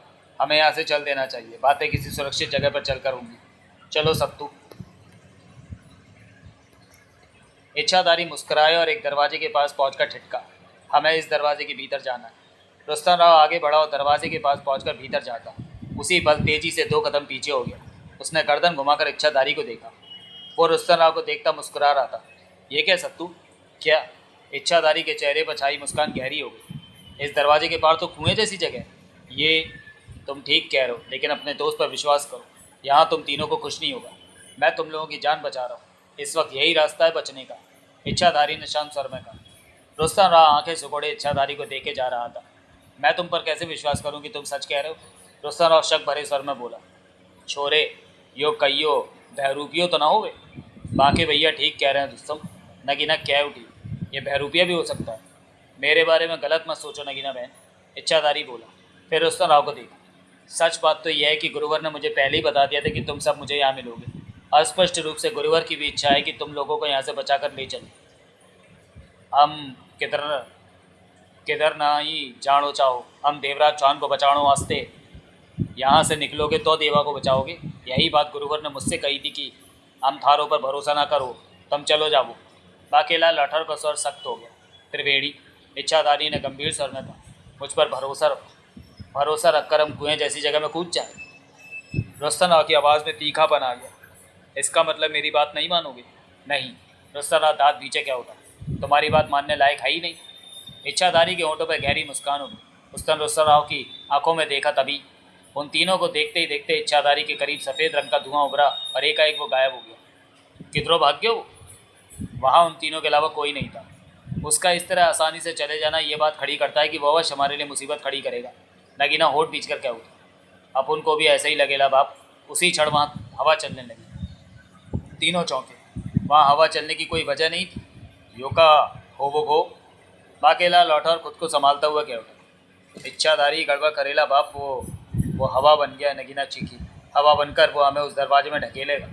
तभी हवा में बला की तेजी आ गई। वो तीनों खुद को संभालना चाहते थे, हवा की मर्जी से बचना चाहते थे, परंतु बच न सके।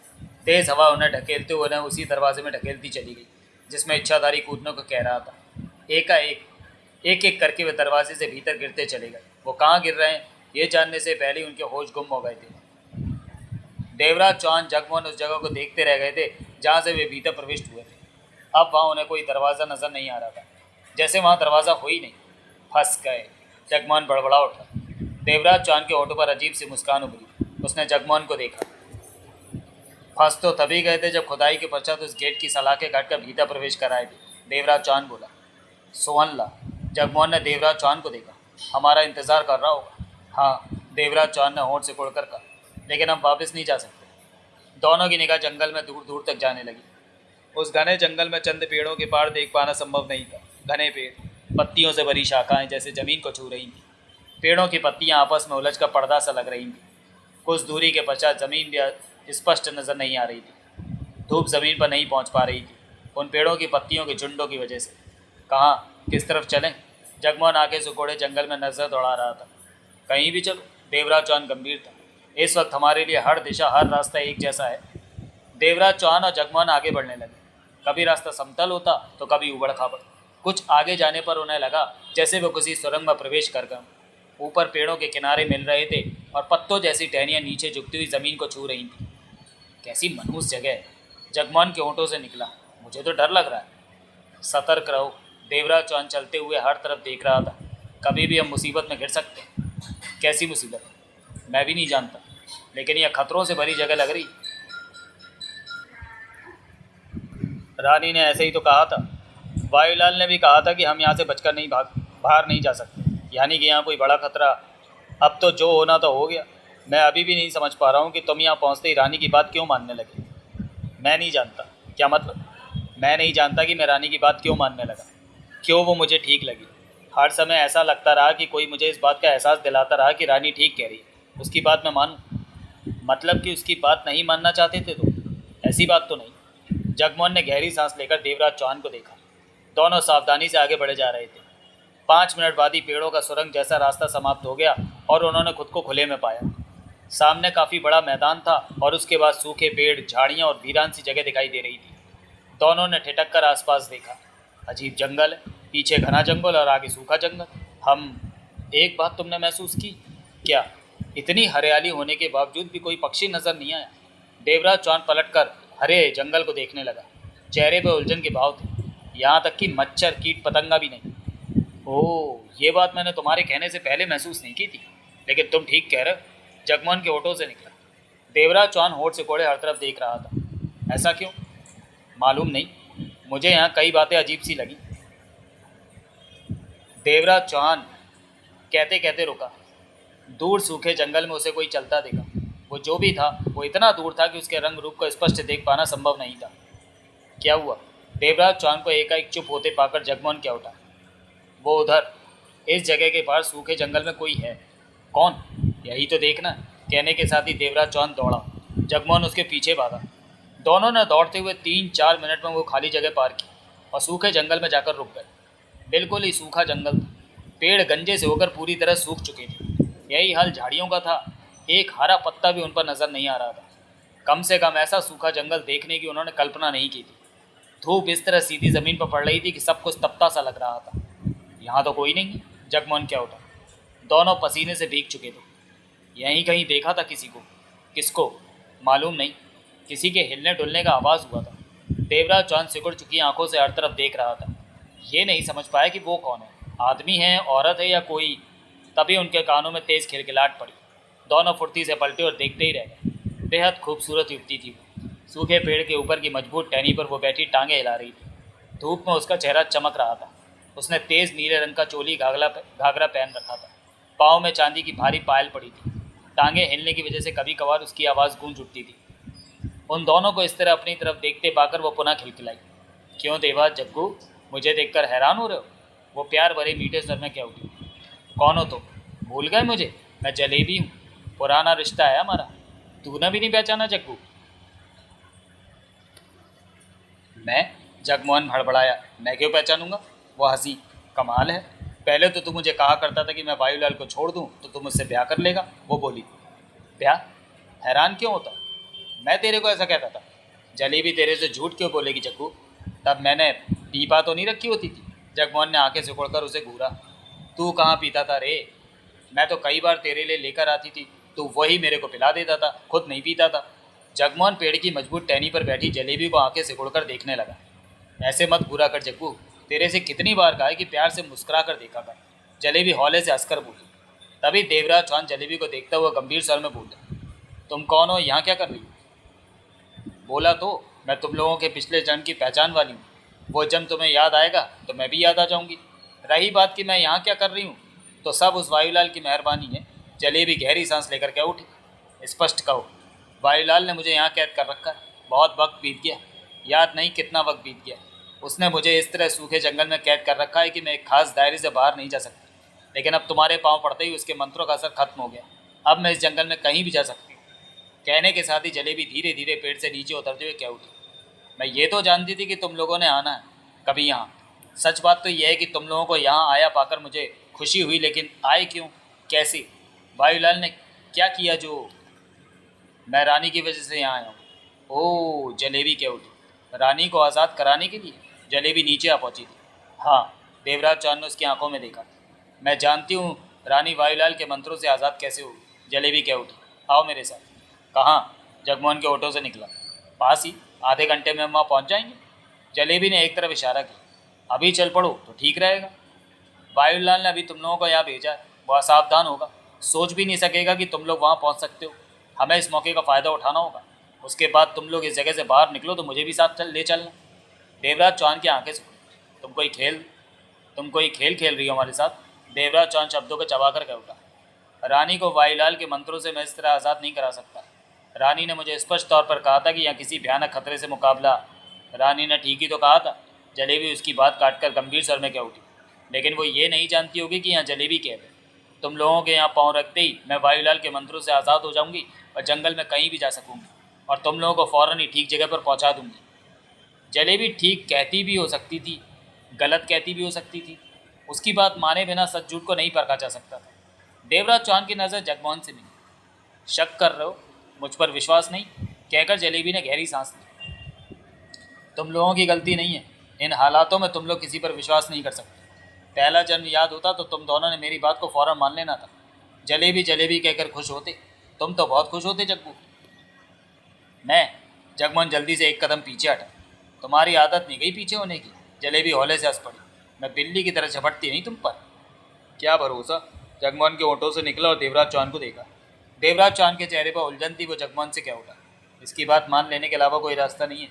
जगमोहन के कुछ कहने से पहले जलेबी देवराज चौहान से क्या उठी। देवा, जलेबी कभी भी धोखा नहीं देती। तुम्हें याद होगा कि नहीं? तुम्हें याद होगा कि नहीं? तुम्हें याद नहीं? अब क्या कहूँ? जगमोहन ने देवराज चौहान को देखते हुए हौले से सिर हिला दिया। चलो, देवराज चौहान बोला, हम तुम्हारे साथ चलने को तैयार हैं। आओ। वे तीनों उस सूखे जंगल में आगे बढ़ने लगे। तुम यहाँ बरसों से कैद थी? हाँ। खाना कहाँ से खाती हो? भूख नहीं लगती। जलेबी मुस्कुराई। ये कैसे हो सकता है? वायुलाल के मंत्रों से ऐसा हो सकता है। मैं तब से ही यहाँ कैद हूँ जब से रानी को उसने मंदिर के गेट पर कील रखा। उसने मुझ पर ऐसे मंत्र छोड़ रखे हैं कि जिससे भूख नहीं लगती। धीरे धीरे वो सूखे जंगल से बाहर निकलते जा रहे थे। कहीं भी जीवन का कोई चिन्ह नजर नहीं आ रहा था। यहाँ कोई जानवर कीट पतंगे जैसा कि जंगल में होता है नहीं है। हो भी कैसे सकते हैं? जलेबी ने गहरी सांस ली। ये प्राकृतिक जंगल तो है नहीं। इस जंगल का निर्माण वायुलाल ने अपने मंत्रों से कर रखा है। यहाँ किसी भी चीज़ की किसी भी यहाँ किसी भी यहाँ कोई भी चीज़ पैदा नहीं हो सकती। यूँ समझो ये वो तस्वीर है जिसके भीतर नज़र आने वाले चित्र हिलते नहीं। असलियत में ये सब चीज़ नकली है जो तुम लोग देख रहे हो। वे तीनों सूखे जंगल से बाहर निकल आए थे। आगे सूखा, हरा, पत्थरों से भरा सामान्य जंगल का नज़ारा था। कुछ खाली जगह को पार करने के बाद वे उस जंगल में प्रवेश करते चले गए। हम कहाँ जा रहे हैं? देवराज चौहान ने पूछा। जंगल के इसी हिस्से में जाना है। 10 मिनट की बात है, वो तालाब आ जाएगा। तालाब? चलते रहो, वहाँ पहुँच कर बताऊँगी। जलेबी उत्साह में थी। जग्गू? हाँ, इस बार हम शादी कर लेंगे। शादी? चलते चलते जगमोहन ने जलेबी को घूरा। हाँ, तुम पहले काम बातें बाद में। जगमोहन ने आंखें सिकुड़कर उसे देखा। मुझे तो तुम्हारा नाम अजीब सा लग रहा है। जलेबी तो चक्करदार बहुत टेढ़ी होती है। तुम्हारा नाम जलेबी किसने रख दिया? बापू ने रखा था। फुर्सत में बैठकर सारी बातें बताऊंगी जग्गू। जलेबी हंसकर कह उठी। वे कुछ देर बाद एक तालाब के किनारे पर रुके। हरे सूखे पेड़ों के बीच वो छोटा सा तालाब था। पानी उसका शीशे की तरह चमक रहा था। वहाँ पानी की मौजूदगी देखकर उन्हें अच्छा लगा। देवराज चौहान और जगमोहन ने जलेबी को देखा। जलेबी शांत निगाहों से तालाब के पानी को देख रही थी। फिर बारी बारी उन दोनों को देखा। इस तालाब के भीतर है वो चीज़ जिसे बाहर लाकर मंत्र पढ़ने से रानी वायुलाल के मंत्रों से आज़ाद हो जाएगी। तुम्हें कैसे मालूम? देवराज चौहान के होठों से निकला। वायुलाल ने बताया था जब उसने मुझे कैद किया। जलेबी ने गहरी सांस ली। उसने ये सोचकर मुझे बता दिया था कि यहाँ कोई भी नहीं है, यहाँ कोई भी कभी नहीं आएगा। मैं भला किसे बताऊँगी? क्यों? तुम भी तो उस चीज़ को बाहर निकाल कर मंत्र पढ़कर रानी को आज़ाद। मैं रानी को क्यों आज़ाद कराऊंगी? जलेबी गंभीर सर में कह उठी। वैसे भी जो चीज़ तालाब से निकाल कर बाहर निकालनी है उसे अकेला बंदा नहीं निकाल सकता।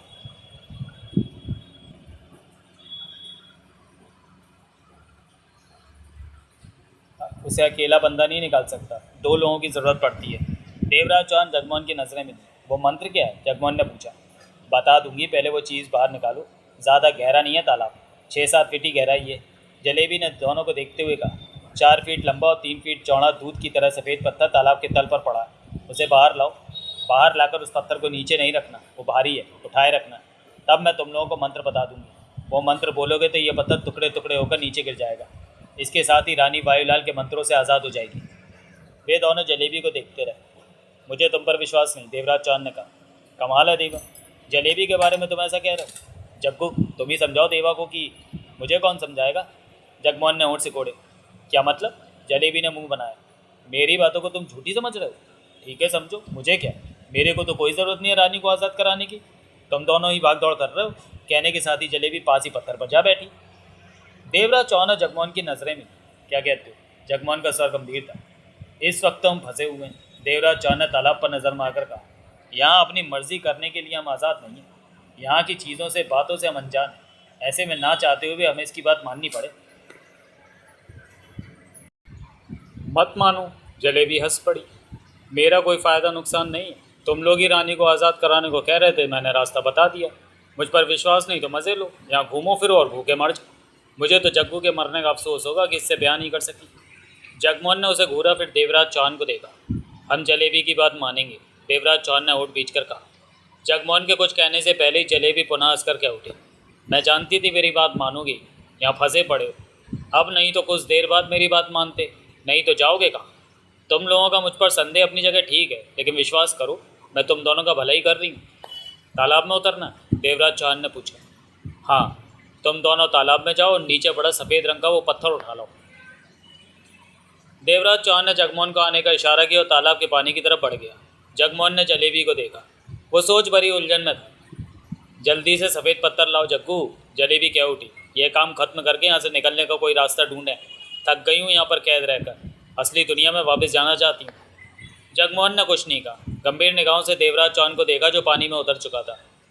तुम भी मेरे साथ चलो। मैं? पानी में? मुझे तो तैरना भी नहीं आता। डूब गई तो? जलेबी हंसी। मेरा काम ही क्या है वहाँ? तुम दोनों जाओ, जल्दी करो, देवा तो पानी में जा चुका है। जगमोहन ने देखा देवराज चौहान गले तक पानी में उतर चुका है। उसने जगमोहन को देखा। आ जाओ। जगमोहन तालाब की तरफ बढ़ा। अभी वो किनारे पर पहुंचा ही था कि देवराज चौहान गला फाड़कर चीखा। जगमोहन चौंक कर ठिठका। क्या हुआ? नीचे। देवराज चौहान ने खतरनाक नज़रों से पत्थर पर बैठी जलेबी को देखा। किसी ने अपने मुंह में मेरी टांगें दबा ली हैं, शायद मगरमच्छ है। जगमोहन ने दांत भींचकर जलेबी को देखा। जलेबी के अधरों पर बीच जहरीली मुस्कान नाच रही थी। तुम कमीनी, जगमोहन ने गुस्से से कहना चाहा, तभी देवराज चौहान के होठों से गला फाड़ने वाली चीख निकली। जगमोहन ने गर्दन घुमाकर तालाब की तरफ देखा तो देवराज चौहान को उसने तालाब में जाते देखा। सिर्फ सिर नजर आया उसे। ऐसा लगा जैसे देवराज चौहान को कोई नीचे खींच रहा हो। फिर वो पानी में गुम होता चला गया। जगमोहन के होंठ से गुर्राहट निकली और वो पलटकर जलेबी की तरफ गुर्राता हुआ बढ़ा। मैं तेरे को जिंदा नहीं छोड़ूंगा तूने। तभी जलेबी पत्थर छोड़कर खड़ी हो गई। वैसी मुस्कान उसके होठों पर आ ठहरी थी। आंखों में ऐसी चमक थी कि सामने वाला काँप कर रह जाए। जगमोहन पास पहुंचकर जलेबी पर झपटा कि उसने दोनों बाहें आगे करके जगमोहन को कंधों से पकड़कर थाम लिया। जगमोहन को ऐसा लगा जैसे किसी लोहे के शिकंजे ने उसके कंधों को जकड़ लिया हो। उसने छटपटाकर खुद को आज़ाद करवाना चाहा, पर सफल ना हो सका। कंधों को तो जलेबी ने थाम रखा था। वो उछला और दोनों टांगें जलेबी के पेट में दे मारी। जलेबी को पेट में चोट का ज़रा भी असर नहीं हुआ। वो अपनी जगह पर खड़ी हंस पड़ी। जगमोहन ने दांत किटकिटाकर खतरनाक चमक से भरे उसके चेहरे को देखा। मेरा प्यारा जग्गू, वो प्यार से बोली और कंधों से पकड़ी उसे उछाल दिया। जगमोहन को लगा कि वो हवा में उड़ रहा हो। दूसरे ही पल वो छपाक तालाब के पानी से जा टकराया। पानी में गिरते ही जगमोहन ने खुद को संभाला कि जलेबी का ठहाका गूंज उठा। जग्गू, जलेबी हूँ मैं, जलेबी। जलेबी कभी भी सीधी नहीं होती मेरे प्यारे। कौन हो तुम? जलेबी? यहाँ की मालकिन हूँ मैं। वायुलाल ने मुझे ढेरों शक्तियाँ देकर इस जंगल की रखवाली पर लगा दिया और कहा कि अगर कोई यहाँ आए तो वो जिंदा ना बचे। उसने दरिंदगी से कहा। ओह! जगमोहन ने मौत की सी नज़रों से उसे देखा। तुम हमारी जान ले रही हो? देवा अकेला होता तो जान भी ले लेती उसकी, लेकिन साथ में तू है। हाय, तेरे को मैं ज़्यादा तकलीफ़ नहीं दूंगी। तेरे से तो ब्याह करना है मैंने, करेगा ना? जलेबी तालाब के किनारे पर आ बैठी थी। तो हमेशा मना कर देता है। मेरी इच्छा की कद्र कर, मैं तेरे को कभी भी कोई तकलीफ़ ना होने दूंगी। जगमोहन खुंदक भरी नजरों से उसे देखता रहा। देवा को देख, रानी का प्यार उछाले मार रहा है। दोबारा जन्म लेकर वो आ पहुंचा रानी को कैद से आज़ाद कराने। वायुलाल से भी टकराएगा। देवा रानी के लिए इतना कर सकता है तो तू मेरे से ब्याह भी नहीं? नहीं, तेरे जैसी खतरनाक औरत से तो मुझे बात करना भी पसंद। नक चढ़ाकर नक चढ़ा ही रहा तू। जलेबी हाथ हिलाकर बोली, मैं खतरनाक नहीं हूँ, मैं तो भोली भाली जलेबी हूँ। ये वायुलाल मुझे इस जंगल का पहरेदार बनाए हुए, नहीं तो मैं वही देवराज चौहान कहाँ है? देवा, फिक्र मत कर, जलेबी हंस पड़ी। ठीक है, अच्छा ये बता, शादी करता है मेरे से? जगमोहन देर तक जलेबी के खूबसूरत चेहरे को घूरता रहा, फिर बोला, तेरे से शादी करके मेरे को क्या फ़ायदा? बहुत फ़ायदा। इन सारी मुसीबतों से तू निकल जाएगा जग्गू। वायुलाल को मैं समझा दूंगी। देवा पर भी कोई दिक्कत नहीं आएगी।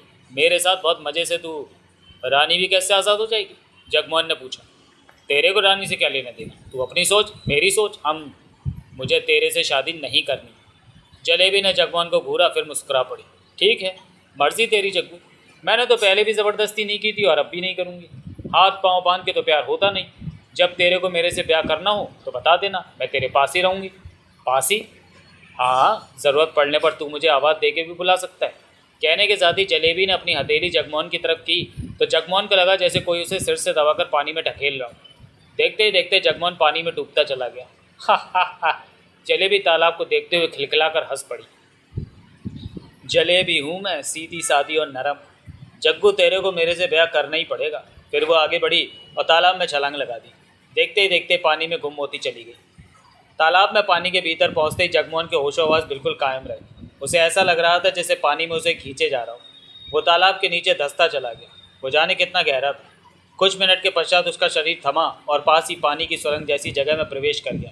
उसके शरीर को जैसे कोई चला रहा था। अपने पर उसका बस नहीं था। उस तंग सुरंग में उसका शरीर किसी रॉकेट की भांति मध्यम सी रफ्तार में आगे बढ़ा जा रहा था।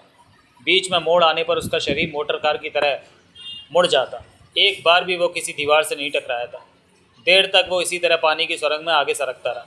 जगमोहन को थकान होने लगी। एक वक्त ऐसा भी आया कि थकान से वो बेहोश होता चला गया। जब उसकी आंख खुली तो देवराज चौहान को अपने पास बैठे पाया। जगमोहन फौरन उठ बैठा और आसपास नज़र घुमाने लगा। चेहरे पर उलझन, हैरानी थी। खुद को उसने किसी समंदर के किनारे की रेत पर पाया था। दूर किनारे पर बच्चे खेल रहे थे और दूसरी तरफ शहर जैसी बस्ती दिखाई दे रही थी। उसने देवराज चौहान को देखा जो उसे ही देख रहा था। दोनों की नज़रें मिली, वो मुस्कुरा पड़े। यह कौन सी जगह है? जगमोहन के होठों से निकला। मैं कुछ नहीं जानता, आओ देखते हैं। देवराज चौहान ने समंदर के किनारे बसे छोटे से शहर को देखते हुए कहा। दोनों उठे और सामने नजर आ रहे शहर की तरफ चल दिए। जगमोहन ने जलेबी के बारे में बताया कि वो उससे शादी करने को कह रही थी। वो खतरनाक शहर, देवराज चौहान ने कहा। तो मैं बातों में लगाकर तभी उनके पीछे करीबी मधुरसी की आवाज़ गूंजी। दोनों ठिठक कर पलटे। 4 कदमों की दूरी पर खड़ी जलेबी मुस्कुरा रही थी। आ गई? जगमोहन ने उसे घूरा। मैं तो हर वक्त तुम लोगों के पास ही हूँ। जलेबी क्या होती, मैंने कहाँ जाना, जो आ गई। तुम दोनों को हर जगह घुमाऊंगी, हर वो जगह जो तुम लोगों के पहले जन्म की। घूमते ही रहोगे। तुम दोनों की जिम्मेवारी अब मेरी है कि तुम्हें भटकाती रहो। तुम दोनों को कभी भी अपनी मंजिल पर नहीं। यही वो वक्त था कि देवराज चौहान ने दांत भींचकर जलेबी पर छलांग लगा दी। असावधान थी जलेबी की दोनों की तरफ से ऐसी कोई हरकत नहीं होगी। देवराज चौहान उससे टकराया और दोनों साथ नीचे गिरते चले गए। नीचे गिरते ही देवराज चौहान ने उसकी गर्दन दबाने के लिए हाथ तेजी से आगे बढ़ाया। उतने में ही जलेबी संभल चुकी थी। वो फुर्ती से लुढ़कनी खाती चली गई और किसी रबड़ के खिलौने की भांति उछल कर खड़ी हुई और हंस पड़ी। नीचे पड़े पड़े देवराज चौहान ने दांत भींचकर जलेबी को देखा। वाह रे देवा, बहुत हिम्मत दिखा दी। मैंने सोचा भी नहीं था कि तू इस तरह मुझ पर हाथ डालेगा। देवराज चौहान चेहरे पर क्रोध समेटे उठा और मिट्टी वाले हाथ झाड़ने लगा। मैं चाहूँ तो तेरे को अपनी शक्ति से। यही वो पल था कि देवराज चौहान ने पुनः जलेबी पर छलांग लगा दी। लेकिन जलेबी असावधान नहीं थी। वो जानती थी कि सामने देवा है जो कि किसी से डरता नहीं, मौत के सामने भी तनकर खड़ा हो जाता है। जलेबी ने दांत भींचकर देवराज चौहान को करीब आते रोका। देवराज चौहान को मनी मन आश्चर्य का झटका लगा। जलेबी में उसने असीम ताकत महसूस की थी। उसके चेहरे पर हैरानी के भावों को पहचान कर जलेबी मुस्कुराई। मेरी ताकत देखकर हैरान हो रहा है? ये मेरी ताकत नहीं, वायुलाल की दी शक्तियों की ताकत है। जब तक मैं आज़ाद हूँ, तेरे जैसे 1000 देवा भी आ जाएं तो मेरा मुकाबला नहीं कर सकते। जलेबी औले से हंसी। अगर मुझे हराना चाहता है तो मेरे शरीर का कोई भी हिस्सा जकड़ ले देवा। जब तक मैं किसी के पकड़ में रहूँगी, वायुलाल की दी शक्तियाँ बेअसर हो जाएंगी। मेरे आज़ाद होने पर ही ये शक्तियाँ काम करती हैं। कहने के साथ ही जलेबी ने देवराज चौहान की छाती से हाथ हटाया और घूंसे के रूप में उसके गाल पर जा पड़ा। देवराज चौहान को लगा जैसे लोहे का घूसा जड़ दिया गया। वो 4 कदम दूर जा गिरा। ये देखकर जगमोहन के होठों से गुर्राहट निकली। उसने जलेबी पर झपटना चाहा कि देवराज चौहान ने उसे इशारा से रोका और अपना गाल मसलते हुए उठ खड़ा हुआ। उसकी खतरनाक निगाह जलेबी पर टिक चुकी थी। जलेबी व्यंग भरी मुस्कान के साथ कमर पर हाथ रखे उसे देख रही थी। आह, देखता क्या है? जलेबी ने हंसी उड़ाने वाले स्वर में कहा। साली के हाथ पांव तोड़ दे, गुस्से से भड़क उठा जगमोहन। इसी पल देवराज चौहान जलेबी की तरफ दौड़ा। जलेबी को पूरी आशा थी कि वो अवश्य ऐसी कोई हरकत करेगा। वो फुर्ती से एक तरफ हुई। तभी देवराज चौहान ने किसी तरह खुद को रोका और जिधर जलेबी हुई थी उसी तरफ छलांग लगा दी। सीधा जलेबी से जा टकराया। दोनों नीचे गिरे। जलेबी ने फुर्ती से उठना चाहा, देवराज चौहान से दूर होना चाहा कि देवराज चौहान ने बाज की तरह झपट्टा मारा और पंजे में उसकी गर्दन जकड़ ली। देवराज चौहान अब उसे कोई मौका नहीं देना चाहता था। जलेबी की कई बात उसे याद थी कि जब तक वो पकड़ में रहेगी वायुलाल की दी शक्ति का इस्तेमाल नहीं कर पाएगी और साधारण युक्ति बनकर रह जाएगी। जलेबी छटपटाई परंतु खुद को छुड़ा नहीं सकी। तुम्हारे पास वायुलाल की दी बहुत ताकत है, जगमोहन गुर्राया। इस्तेमाल कर उस ताकत को। जलेबी का चेहरा गला दबने से सुर्ख सा हो रहा था। मैं आज़ाद रहकर ही वायुलाल की दी ताकत का इस्तेमाल कर सकती हूँ। जलेबी फंसे स्वर में क्या उठी। जग्गू, तू तो मेरा ध्यान कर, देवा से मुझे बचा। देख, मैंने तेरी भी जान नहीं ली, देवा की भी नहीं ली। चाहती तो दोनों को खत्म कर सकती थी। मेरे साथ ऐसा सख्त सलूक मत। रानी को मैंने वायुलाल के मंत्रों से आज़ाद कराना है। देवराज चौहान उसका गला दबाते हुए बेहद कठोर स्वर में क्या उठा। बता, मेरा काम कैसे होगा? नहीं हो सकता देवा, वो फंसे स्वर में बोली। क्यों? उस जंगल की ताकत मैं हूँ। जब तक मैं जिंदा हूँ रानी आज़ाद नहीं हो सकती। मतलब कि तेरे मरते ही रानी आज़ाद हो जाएगी? हाँ, लेकिन मुझे मत मारना। मैं तो सीधी सादी जलेबी। तू जिंदा रहे या मरे मुझे इस बात से कोई मतलब नहीं। देवराज चौहान गुर्राया। मैं रानी को आज़ाद कराना चाहता हूँ। अगर वो मेरी मौत से आज़ाद होगी, अगर वो तेरी मौत से आज़ाद होगी तो रहम करो मुझ पर देवा। मैं कोई दूसरा रास्ता रानी को वायुलाल के मंत्रों से आज़ाद नहीं, कोई रास्ता नहीं है। जलेबी अपना गला छुड़ाने की चेष्टा करते क्या उठी। मेरी मौत ही रानी की आज़ादी है। मैं मरना नहीं चाहती। वायुलाल ने मुझे ज़बरदस्ती जंगल की ताकत बना। देवराज चौहान जलेबी का गला दबाने लगा। जलेबी छटपटा उठी, जोर जोर से हाथ पांव पटकने लगी। चेहरा सुर्ख हो उठा था सांस दबने से। तभी सामने की तरफ से 4-5 लोग दौड़ते हुए इसी तरफ आ रहे थे। उन्हें आते देखकर जगमोहन की आंखें सिकुड़ी। कुछ लोग इधर आ रहे हैं। जगमोहन जल्दी से कह उठा। देवराज चौहान का पूरा ध्यान जलेबी पर था। पूरी ताकत से वो गला दबाने लगा। जलेबी पर से उसने ज़रा भी ध्यान नहीं हटाया था। वो जानता था कि जलेबी को मौका मिल गया तो वायुलाल की दी शक्तियों का इस्तेमाल करके उन्हें ख़त्म करने में देर नहीं लगाएगी। ये क्या कर रहे हो? क्यों औरत की जान ले रहे हो? भाग कर इधर आते आदमियों में से एक चीखा। जलेबी की आंखें फटकर फैल गई थी। छोड़ दो उसे, दूसरा आदमी चीखा। वे लोग सिर पर पहुंचते जा रहे थे। जगमोहन ने दोनों हाथ कमर पर रखे और आगे बढ़कर वो इस तरह खड़ा हो गया कि भाग कर आते लोग एकाएक देवराज चौहान के सिर पर न पहुंच सके। तभी जलेबी जोरों से तड़पी। खुद को छुड़ाने की पूरी कोशिश की, फिर शांत पड़ती चली गई। उसकी फटी हुई आंखें फटी रह गई थी। मार दिया औरत को? दांत पीछे देवराज चौहान ने गर्दन घुमाकर पीछे देखा तो वे लोग चंद कदमों की दूरी पर ही थे। तभी देवराज चौहान और जगमोहन के मस्तिष्कों को तीव्र झटका लगा। कुछ पलों के लिए उन्हें ऐसा लगा जैसे वे बेहोशी की गर्त में डूबे जा रहे हैं। चंद पल ही बीते होंगे कि उन्होंने खुद को सामान्य स्थिति में पाया, परंतु पूरी तरह होश आते ही देवराज चौहान जगमोहन हक्के बक्के रह गए। उन्होंने खुद को मंदिर के उसी हॉल में पाया जहाँ से वे चले थे। ये क्या? जगमोहन हर तरफ नजर दौड़ाता हुआ हैरानी से कह उठा। हम मंदिर में कैसे आ गए? शायद जलेबी के मरने की वजह से। देवराज चौहान शब्दों को चबाकर कह उठा। जलेबी के द्वारा मायावी शक्तियों ने हमें घेर लिया था। उसके मरते ही हम आज़ाद। देवा। तभी रानी की फुसफुसाहट देवराज चौहान को अपने कानों में महसूस हुई। रानी? देवराज चौहान के होठों से निकला। मैं जानती थी कि देवा मुझे आज़ाद कराएगा। रानी की आवाज़ में दुनिया भर की प्रसन्नता थी। मैं आज़ाद हो गई देवा। देवा, मैं सैकड़ों वर्षों के बाद आज़ाद हो गई। मेरी आज़ादी की चाबी वायुलाल ने जलेबी की जान के साथ बांधकर जलेबी को शक्तियाँ दे दी थी कि वह सबका मुकाबला कर सके, लेकिन तुमने अचानक उसका गला पकड़ लिया। वो बेवकूफ़ भी नादानी में तुम्हारे पास आ गई थी। मुझे जलेबी की मौत का दुख है। देवराज चौहान ने गहरी सांस ली। मैं? दुख कैसा देवा? तुमने उसकी जान नहीं ली, मैंने उसका गला दबाया। रानी के हंसने की आवाज़ देवराज चौहान के कानों में पड़ी। जगमोहन आंखें सिकोड़े देवराज चौहान को बातें करते देख रहा था। तुमने जलेबी की नहीं बल्कि वायुलाल की शक्तियों की हत्या की है, जो उसने जलेबी के शरीर में डालकर उसे जंगल की पहरेदारी पर बिठा दिया था। वो जिंदा है। बहुत जल्दी तुम जलेबी से मिलोगे। ओह, अब बहुत खतरे सामने आ रहे हैं देवा। तुम्हारे पीछे पीछे मिन्नू, परसू और नील सिंह भी आ गए। क्या? देवराज चौहान चौंका। मोना चौधरी यहाँ? हाँ देवा, उसे तो आना ही था। रानी का गंभीर स्वर कानों में पड़ा। भाईलाल ने मिन्नो, परसू और नील सिंह का स्वागत किया, उन्हें अपने पास बुला लिया। अब फिर साजिशों का जन्म होगा, लेकिन फिक्र की कोई बात नहीं, अब मेरे पास भी शक्तियाँ हैं, मैं आज़ाद हूँ, वो हमसे जीत नहीं सकेंगे। उनके साथ गुलचंद भी है। सोहनलाल? ओह, उसे हम बाहर छोड़ आए थे। देवराज चौहान के होठों से निकला। उन लोगों ने यहाँ पहुंचकर सोहनलाल को अपने कब्जे में ले लिया, लेकिन मोना चौधरी यहाँ पहुंची कैसे, ये मैं नहीं जानती। रानी की फुसफुसाहट पुनः कानों में पड़ी। तुम्हारे काम की खबर ये भी देवा कि त्रिवेणी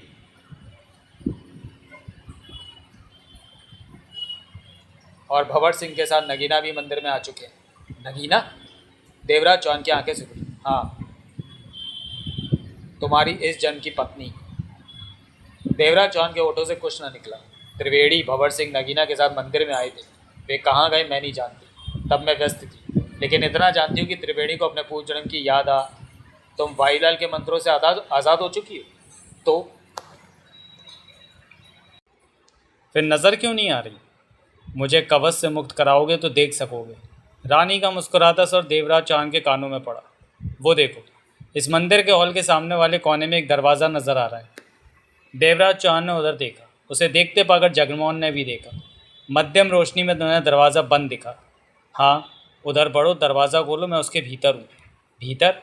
आगे चलो देवा। देवराज चौहान ने जगमोहन को देखकर गंभीर स्वर में कहा। उस दरवाजे वाले कमरे में रानी है, वहाँ चलो, वहाँ वो हमें नजर आएगी। गंभीर स्वर में कहते हुए वो आगे बढ़ गए। जगमोहन होंठ सिकोड़े बेमन वाले ढंग में पीछे चल पड़ा। मुझे, देवराज चौहान बोला, ये सब बातें पूरी तरह समझ में नहीं आ रही कि देवा। उसकी बात पूरी होने से पहले रानी की फुसफुसाहट कानों में पड़ी। अब तुम्हें अपने पूर्व जन्म की बातें याद आने वाली हैं। जब तुम मुझे अपने सामने देखोगे तो सब कुछ उसी पल याद आ जाएगा। ओह। वे दोनों दरवाजे पर पहुँचे। तुम, जगमोहन ने गंभीर स्वर में कहा, बेवकूफ़ों की तरह उस आवाज़ की बात मानते जा रहे हो जिसे देखा भी नहीं। ये भी जानते हो कि यहाँ पर किसी पर विश्वास करना अपनी जान गंवाने के बराबर है। जगमोहन, देवराज चौहान ने मुस्कुराकर उसे देखा। रानी हमें नज़र आने वाली है।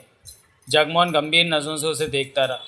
वो सामने होगी, उसकी बातें सुनेंगे, समझेंगे, तब तुम जो भी ठीक बात कहोगे मैं तुम्हारी मानूंगा। उसके सामने आती मुझे पूर्व जन्म का सब कुछ याद आ जाएगा, ऐसा रानी ने कहा। जगमोहन के चेहरे पर गंभीरता नजर आती रही। कहा कुछ नहीं, वो बेचैन सा उठता था रह रहकर। देवराज चौहान ने हाथ आगे बढ़ाया और दरवाजे के पल्लों को ढकेला। वो लकड़ी के भारी पल्ले थे। एक हाथ से ज़रा सा धक्का देने पर वो ज़रा सा हिले और थम गए। देवराज चौहान ने दोनों हाथ पल्लों पर रखे और ज़ोर से धक्का दिया। पल्लों को हल्का सा झटका लगा, फिर वे खुलते चले गए। कमरा देखा। फर्श धूल से हटा पड़ा था। भीतर मध्यम सी रोशनी हो रही थी। वो भीतर प्रवेश कर गए। पूरा कमरा खाली था। कमरे की एक दीवार के पास लोहे का बुत खड़ा था, जो कि वक्त के साथ साथ धूल में आटा नजर आ रहा था। यहाँ तो इस बुत के अलावा कुछ नहीं है, जगमोहन के होठों से निकला। देवराज चौहान उसी बुत को देखे जा रहा था, फिर उसकी तरफ बढ़ा। देवा। वायुलाल का गुस्से से भरा सर कमरे में गूंज उठा। तुझे मेरा डर नहीं रहा? देवराज चौहान ठिठका। जगमोहन ने कमरे में नजर दौड़ाई। वायुलाल, तू मेरे दुश्मन को आज़ाद कर रहा है, वो भी मेरी जगह पर आकर? तुझे डर लग रहा है वायुलाल? देवराज चौहान ने तीखे स्वर में कहा। हाँ, मुझे इस बात का डर लग रहा है कि मेरे हाथों तू लाशें गिरवाएगा, खून खराबा होगा देवा, और उसका सिर्फ तू ही जिम्मेवार होगा। तूने तो मुझे मौत के मुंह में भेज दिया था वायुलाल। देवराज चौहान एकाएक दांत बींचकर बोला। क्योंकि तुमने मेरी बात नहीं मानी थी देवा, वरना तेरी मेरी क्या दुश्मनी। मुझे जंगल में भेजकर तूने दुश्मनी तो पैदा कर ली वायुलाल। मैं, देवराज चौहान। तभी मोना चौधरी की दरिंदी की ज़बरी आवाज़ गूंजी। इस बार तू बच नहीं सकेगा। मोना चौधरी? देवराज चौहान के होंठों से निकला। ये यहाँ कैसे? जगमोहन के दांत भिसते चले गए, वो भी वायुलाल के साथ। दोनों की नज़रें हर तरफ घूमी। मेरे रास्ते में मत आओ मोना चौधरी। एकाएक देवराज चौहान के होंठों से खतरनाक आवाज़ निकली, वरना हमारे रास्ते अभी भी जुदा हो सकते हैं देवराज चौहान। मोना चौधरी का दरिंदगी की भरा सर दोनों के कानों में पड़ा। इसके लिए तुम्हें अभी इसी वक्त इस कमरे से बाहर निकलना होगा। दोबारा कभी इस कमरे में नहीं आओगे। रानी का ख्याल अपने मन से निकाल लो। नहीं। देवराज चौहान के दांत बिछ गए। मेरे कदम जिस काम के लिए बढ़ चुके हैं उसे किए बिना वापस नहीं। मिन्नो। तभी वायुलाल का मौत से भरा सर गूंजा। देवा नहीं मानेगा, ये हमसे झगड़ा करके ही रहेगा। अब जो भी खून खराब होगा देवा की वजह से होगा, यही जिम्मेदार होगा। ठीक है वायुलाल। मोना चौधरी के दांत किटकिटाने का स्वर देवराज चौहान और जगमोहन ने स्पष्ट सुना। ऐसा है तो ऐसा ही सही। देवराज चौहान का अंतिम वक्त आ चुका है। तुम देखना मैं इसे तड़पा तड़पा कर। खामोश। जगमोहन के होठों से गुर्राहट निकली। वो चीख उठा। ज़ुबान को लगाम दे और रास्ता बदल ले। हमारे रास्ते में आई तो दोबारा पैदा होने के नाम से भी थर थर काँपेगी। इस बात का फैसला तो आने वाला वक्त करेगा। मोना चौधरी के वहशी स्वर के साथ ही उसकी आवाज़ पुनः नहीं आई। देवराज चौहान के दांत भिजे हुए थे। जगमोहन का चेहरा भी गुस्से से धधक रहा था। देवा, रानी की फुसफुसाहट उसके कानों में पड़ी। तुम फिक्र मत करो, मुझे मेरा शरीर मिल जाने दो, तब मेरी शक्तियाँ पूर्ण हो जाएंगी। फिर रानी, मैं वायुलाल या मोना चौधरी से डरता नहीं, जो मैं जानती हूँ मेरा देवा किसी से नहीं डरता। रानी की फुसफुसाहट में छोटी सी हंसी भर आई। तुम्हारा शरीर यहाँ कहाँ? देवराज चौहान ने कहना चाहा। आगे बढ़ो देवा, जिसे तुम लोहे का बुत समझ रहे हो उसके भीतर मैं ही हूँ। मेरे शरीर पर लोहे का कवच डाल रखा है। कवच पर वायुलाल ने ऐसे मंत्र छोड़ रखे हैं कि मेरा शरीर खराब ना हो सके। उस कवच को मेरे शरीर से अलग करो। रानी की आवाज़ में उत्तेजना भर आई थी। देवराज चौहान बुत की तरफ बढ़ते हुए बोला, जगमोहन, यह बुत नहीं, रानी है। रानी के शरीर पर लोहे का कवच डाल रखा है। इस कवच को हमने हटाना है, इस तरह कि इसके भीतर मौजूद रानी के शरीर को कोई तकलीफ ना हो। पाठकों, जैसा कि आप देख रहे हैं, अजीबोगरीब हादसों की दास्तान शुरू होने जा रही है और पृष्ठ संख्या पूरी होने को है। यानी कि अनसुलझे उलझन से भरे सवालों का जवाब आपको मेरे आगामी उपन्यास इच्छाधारी में मिलेगा। जैसे कि रानी कौन थी, हकीकत में उसके साथ क्या हुआ था, देवराज चौहान और रानी का आपस में क्या रिश्ता था, वायुलाल जो कि इस मंदिर का बड़ा पुजारी था, उसका रानी से क्या वास्ता था, क्या चाहता था वो रानी से, क्यों उसने रानी को मंदिर के गेट पर अपने मंत्रों के दम पर कील दिया था, क्या हुआ था। ऐसा कौन सा तूफान उभरा था कि सब कुछ वहीं का वहीं थम सा गया था। रुस्तम राव, नगीना और बाकेलाल लठौर के साथ क्या हुआ। इच्छाधारी ने उन्हें ऐसे दरवाजे में गिरने को मजबूर कर दिया था जो कि कुएं जैसा था। क्या वो सच में रुस्तम राव का दोस्त था या वो वायुलाल की कोई चाल थी। सोहनलाल और गंगूदास में क्या हुआ। वो दोनों दोस्त थे, पुराने थे, तो क्या गंगूदास ने वायुलाल की कोई राज की बात बताई। जलेबी, जिसे कि अपनी तरफ से देवराज चौहान ने मार दिया था, क्या वो सच में मर गई थी या फिर उसे भी आज़ादी मिल गई थी। मंदिर के रास्ते वे सब पूर्वजन्म की दुनिया में जा पहुँचे थे। क्या वो कभी वहाँ से बाहर निकल सकेंगे, जिंदा बच सकेंगे। वायुलाल मोना चौधरी का पढ़ाया बंदा था। मोना चौधरी तो पहले से ही देवराज चौहान को मारने के लिए भागी दौड़ी फिर रही थी। वायुलाल का साथ मिलने पर वो और भी खतरनाक हो गई थी। लेकिन उधर रानी वायुलाल के मंत्रों से मुक्त होकर अपना शरीर पा चुकी थी और रानी के पास भी शक्तियाँ थीं जो वायुलाल और मोना चौधरी के मुकाबले पर खड़ी हो सकती थी। यानी कि मौत भरी हवा चलनी तो अब शुरू होगी। ऐसे और भी ढेरों सवालों का जवाब पाने के लिए पढ़ें मनोज पब्लिकेशन के आगामी सेट में प्रकाशित अनिल मोहन का नया उपन्यास इच्छाधारी। अब आगे। दोनों पास पहुँचे और उस लोहे के कवच को हटाने लगे। कहीं पर कवच छोटे छोटे टुकड़ों से बना हुआ था तो कहीं पर बड़े टुकड़ों से। वे छोटे बड़े लोहे के टुकड़े हटाते चले गए। नीचे से रानी का शरीर नजर आने लगा। बेहद खूबसूरत, अति सुंदर था उसका चेहरा। लंबे कूलों पर जाते बाल, चुटिया कर रखी थी, गोरा रंग, कानों में लटकते झुमके, नाक में चमकता कोका। कपड़ों के नाम पर उसने कूलों पर सफ़ेद रंग का सूती कपड़ा लपेट रखा था। वक्षों पर वैसे ही सफ़ेद कपड़ा लपेटकर उन्हें बांधा हुआ था। पैर के अंगूठे से लेकर माथे तक वो इतनी गोरी और खूबसूरत थी कि उसे हाथ लगाकर मैला करने का मन नहीं करेगा, जैसे वो किसी कलाकार की खास कृति हो, समंदर का सबसे अनमोल मोती हो, ऐसी थी वो। लोहे के कवच के टुकड़े हट चुके थे। वो सामने खड़ी थी, आंखें बंद थी। ऐसा लग रहा था जैसे गहरी नींद में हो। देवराज चौहान और जगमोहन उस चेहरे को देखते रह गए थे। देवा, देवराज चौहान के कानों में रानी की कपकपाती फुसफुसाहट गूंजी। पीछे हट जाओ, मैं आज़ाद हो चुकी हूँ, मेरा शरीर सामने है, मुझे अपने शरीर में प्रवेश कर लेने दो। देवराज चौहान ने पास खड़े जगमोहन का हाथ पकड़ा और धीरे धीरे पीछे हटने लगा। क्या हुआ। जगमोहन ने देवराज चौहान के गंभीर हो चुके चेहरे पर निगाह मारी। रानी अपने शरीर में प्रवेश करने जा रही है, हमें पीछे हटना होगा, उसने ऐसा कहा। ओह। दोनों पीछे होते हुए 10 कदम पीछे हो गए, ठिठके। उनकी निगाह रानी के शरीर पर थी। चुप्पी रही कमरे में। मिनट भर बीता कि एकाएक रानी का शरीर हिला। बेहद तीव्र कंपन हुआ। फिर धीरे धीरे शरीर के बाकी हिस्से हिलने लगे। पलकें हिली, फिर पलकें खुलने लगीं। देवराज चौहान और जगमोहन की निगाह एक टक उन थरथराती पलकों पर थी। पलकें खुली, चमक रही थी आंखें। उन आँखों के खुलते ही जैसे चेहरे की खूबसूरती सैकड़ों गुना बढ़ गई हो।